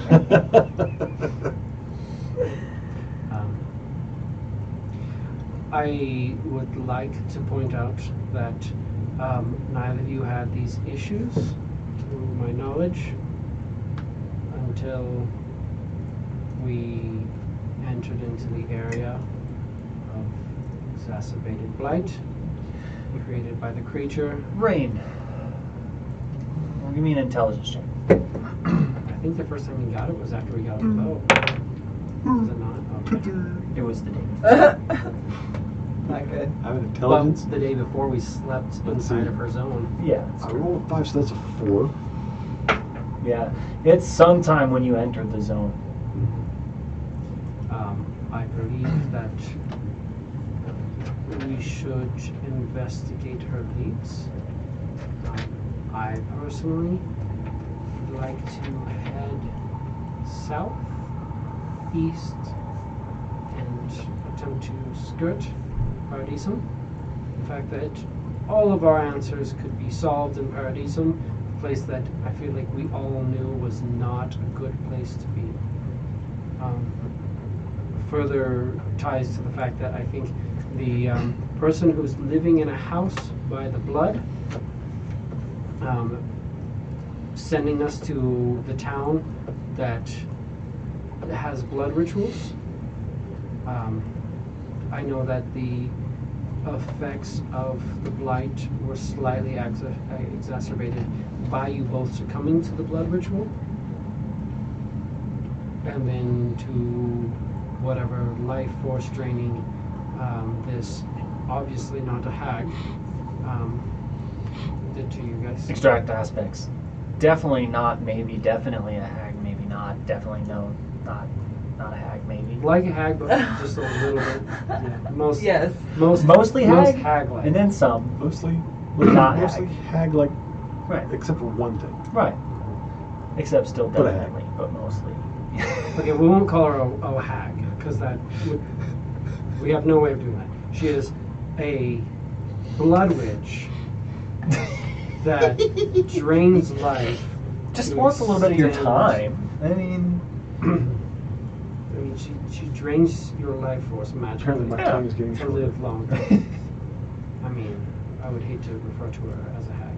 Plus, I'm really pretty sure the more I think about it, the shipment that we thought was intercepted was not. I think it was right here where it was supposed to be. When we found the hag hut with the "I hope things are well" and like "Dear friends" letter, I'm pretty sure that was meant for the hag. Do you still have what it was written on it? Uh-huh. What was written on it? Because I still have it. I don't have it. It was because I just have notes of travel. It's in the I party. hope trip. you are safe. I hope this finds you well. No. I hope this keeps you safe. I hope this finds you well. Meet me in the island on the lake. Something like that.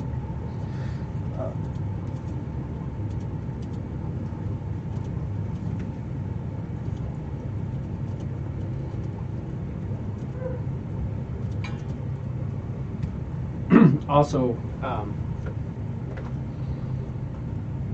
the other thing with that, so it says like, I'll pull out the letter that she says, and like it says, I hope this keeps you safe. The things in there were like the evil doll which steals the souls of things. I mean, that's probably something that a good person would make. I hope this keeps you safe. I suppose that I hope- referring to the doll. This keeps you safe. I mean, what else? It was a doll and a couple scrolls. The doll was not found in that. Oh, was that not found? I thought, okay. The doll was It found was just the scrolls. inside the hut. It was I thought just the found scroll. with the, Yeah, scrolls. the stuff. So what were the anyways, scrolls? Scrolls. It was like Protection from scrolls good of and evil. protection from good and evil, which really helps us know what they're trying to do, which we used. And there was, the other ones low Paula has. yeah, a couple of other things that low power has. Because he can actually add them to a spell book. But then it says, meet me on the island of the lake. So it could have been wards going to the hags. I just think it's weird that Could have been. if she was sending this to somebody else and we're like, oh, we found your notes. So I feel like she might be like, oh, no, like those people died, or like, oh yes, I sent those to this person, but he was killed by the hags. You should go out and find the hags that killed the one person I had left who was going to meet me. Or, oh, yeah, I sent that to this person. Can you possibly try to contact him because I'm trying to have them meet me on the lake? Y'all never asked about it. Yeah, because the person who's trapped on the island of the lake wouldn't bring up this. Except she did. I She did. was a Brought up- nice lady. Except Probably she is the literally reason did. you are dying.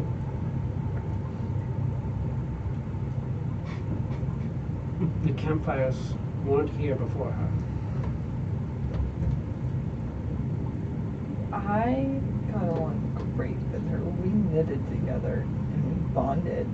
And we Yeah. both got Now you exiled have- from our now you families have the and we're blood to prove both it. screwed up. Just to clarify, she definitely said and had expressed that you had got her message. Yeah. Whatever that means. See, now I feel like Whether it was true or not, you're getting selective hearing now. just to Because you clarify, don't she want didn't to say be those wrong. words. But she didn't send those. Right. to us. Right. I mean, it So wasn't. she did say, "I'm glad I got your message." No, you But got her I- message. Yeah, but I did point out while we were there in front of them, like, yeah, the message that we got was we found the hags and we killed them. Which, She's yeah, probably super could very glad well have been that something. she's like, oh, I'm really glad that you got my message. Come to the island. As far as we know, she may be writing that letter every day and just like giving it to one of her little dead birds to fly off. And like just spreading it out. Hey, everybody, come to the island. It's safe. It's safe. It's Don't be safe. carrier pigeons. Just Great. living like Yes, dead carrier pigeons. either way. I haven't seen any dead birds. If nothing else, just understand that this zone of illusion she's creating is As you all know. affecting the wildlife as well and luring them into a sense of security which kills them. Just remember, I just want you to know that as well. don't We care. knitted together, man. I can't. All those animals be damned. Sat down, knitted with a baby hag. We broke That's chill. bread with Xyleo. and You've also performed hag rituals, so I mean, really, Yeah, what's no. what's the line? We Yeah. broke bread with Xylo Yeah. for a long time, and he Yes. may have brought us to a place where they were going to sacrifice us to I don't Still know, have whatever that in blood my magics bag. they have. Do they do blood gods? Oh, I still have the fucking dangling eye in my pocket. You I do. should- You've had it this whole time. Well, no, I thought. I wonder Did you guys leave it with Lopal and them? They had one. We did. We left it with them so you can look and see if Yeah. they're doing okay. Yeah, you can. You're able to look through it, Oh, which okay, I you didn't all know that. haven't done.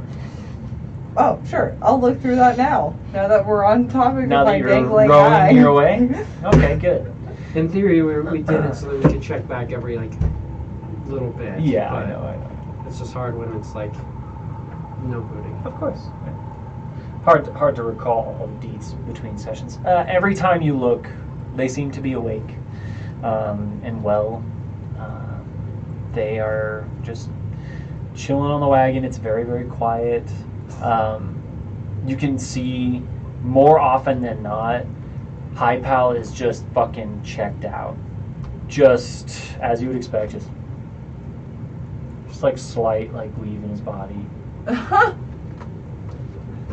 And you'll see like his skin is definitely like slouching off of his body. And Lopal, just every time you're looking through that, he is like nose deep in his book, and just like he'll write stuff down that he has ink and parchment in a journal, and he'll go back into his book. Just a thick, beefy book that he's always just nose deep in. Well, that's good that they're doing good. They're not sitting here having to argue with.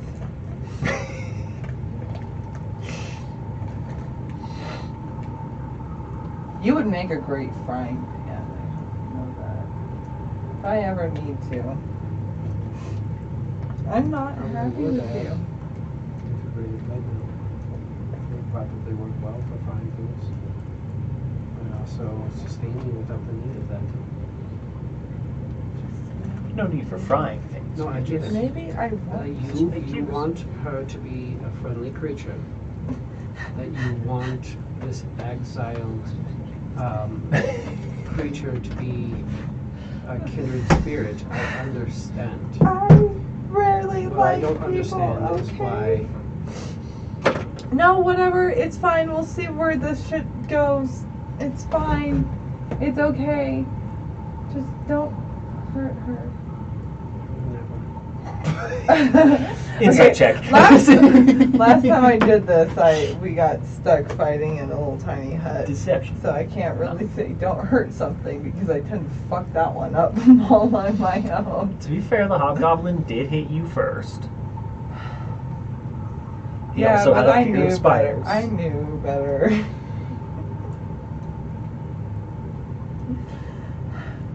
Yeah, no. I'll do Sometimes something curiosity with this can really make you do crazy things. Totally fine. That's fine. If I have the blue to direct my spells, then I'm not hurting her. I would like to stay at a distance. Rain, Xylia, and Mist. The three of you give me d20s on your way over the water back to.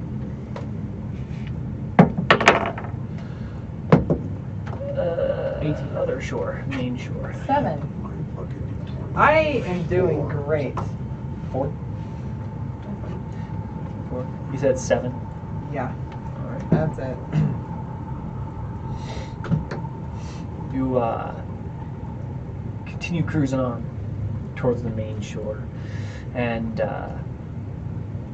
as you approach the land, High Pal and Low Pal kind of see you, and Low Pal kind of gives you a little wave. High Pal's just checked out. But you row right up onto shore, and they're there to greet you. Well, how'd it go?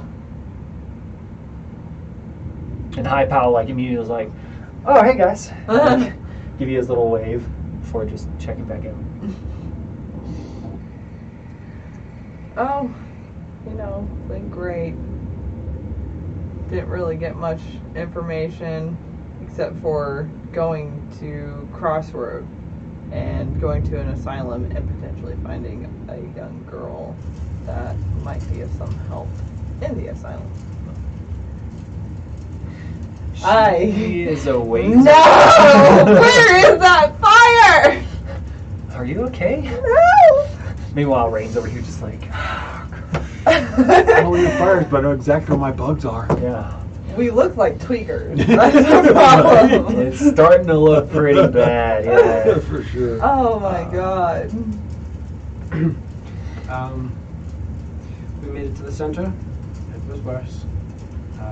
Surprise. There were blood, creature who had the same resistances and vulnerabilities as a hag, but was also She was a nice lady. vulnerable to psychic Okay. damage, who offered us answers to powerful questions at the cost of our living essence, however you want to take that.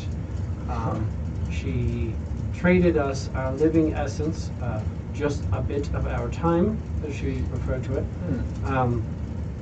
She is responsible for this illusion that spreads all the way out to the shores here. So she did it a long time ago, just trying to stop the blight.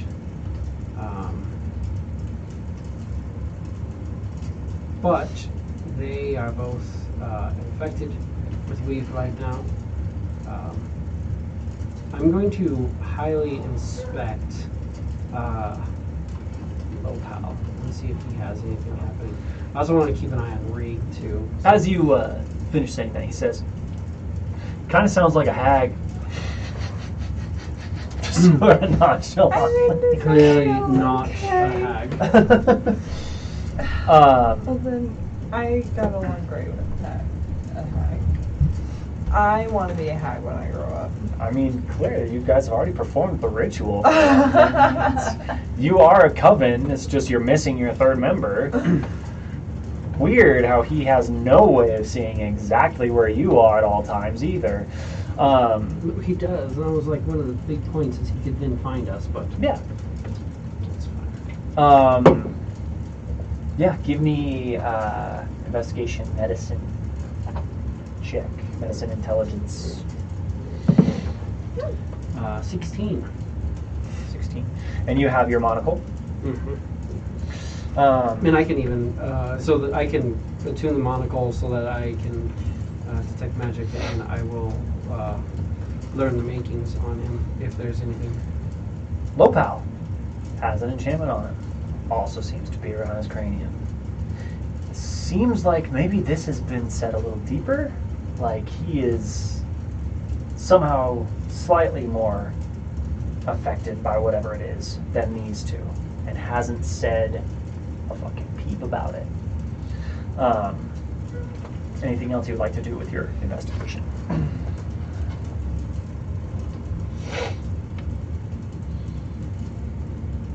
I'm curious as to how high Pal is. Absolutely. You look at Hypal, glowing.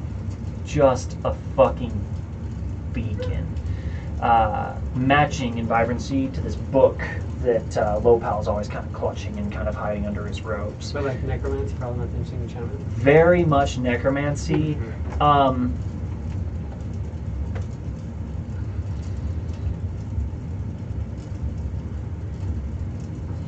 It's necromancy and let me see here. It's going to be slight illusion and enchantment, but not in a similar way. It doesn't seem to be around Hypal's cranium. It seems to be in and throughout his body, almost like through lines. Like what you're seeing is a body of necromancy, and like the blood and veins weaving through the necromancy are enchantment illusion.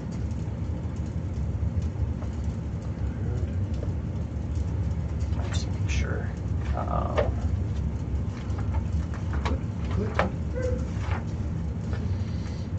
And transmutation. Sorry.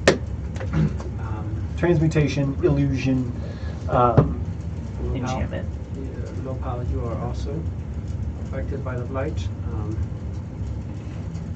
I feel that you are keeping it from me, possibly from your brother, but it's to be expected. He,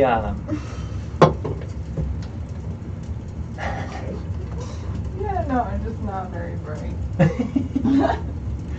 he says, I have been hearing things. I figure I'll figure it out. If it became overbearing, or if I thought it to be dangerous, you would know. Because of the blight that is plaguing this land, we don't know it to be dangerous. I'm glad that, at least with them, I can start tracking the initial onset and see how it goes. I'm going to try to take a different route and focus on herbalistic means of keeping you stable. Reduce the amount of alchemy involved. See how things go. I've been making kits for healing. With the use of those, I think I can sustain you to an extent. So, that's that at least.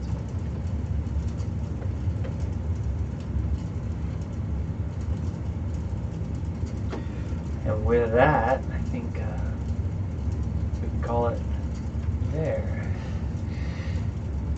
As you now realize a large chunk of your group is dealing with the first stages of Rig doesn't have anything? Weave-Blight. Rig doesn't seem like he has contracted anything at this time.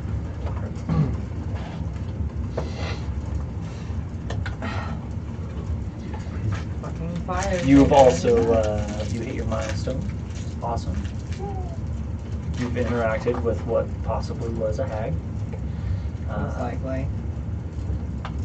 And now you've got a few different ways you can go. Well, obviously our milestone was me burning down her hut. You can hear the fire burning in the distance. No, it's just Xylia and low power. Just losing my mind. No big deal. Were you here for that? Do you remember that? Lopal was having similar issues because he rolled a very similar number to you. Was he hearing campfires? I don't remember exactly what it was that he was hearing. He was hearing like the fire that reminded him of his family's house burning. Oh, that's Yeah. And so I don't think he told us about that. No. He heard it, but yeah. Yeah, he didn't tell never us. once told you guys. Which is why I'm like, I don't know what he would say for himself, so he'll just remain silent at that.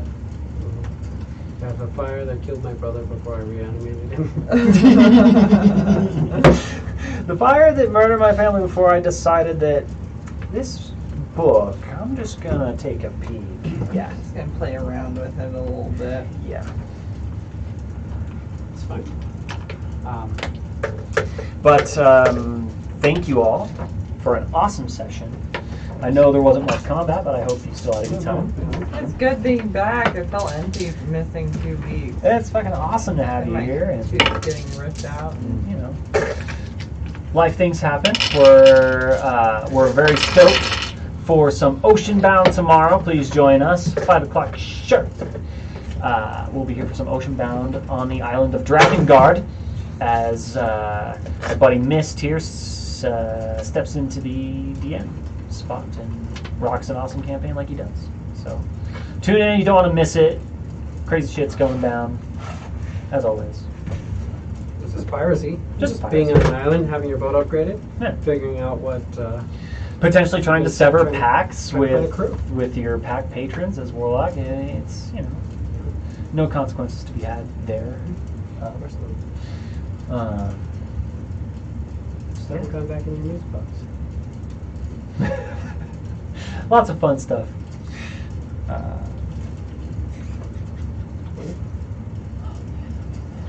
we're gonna shut this off. Until next time. But yeah, and then maybe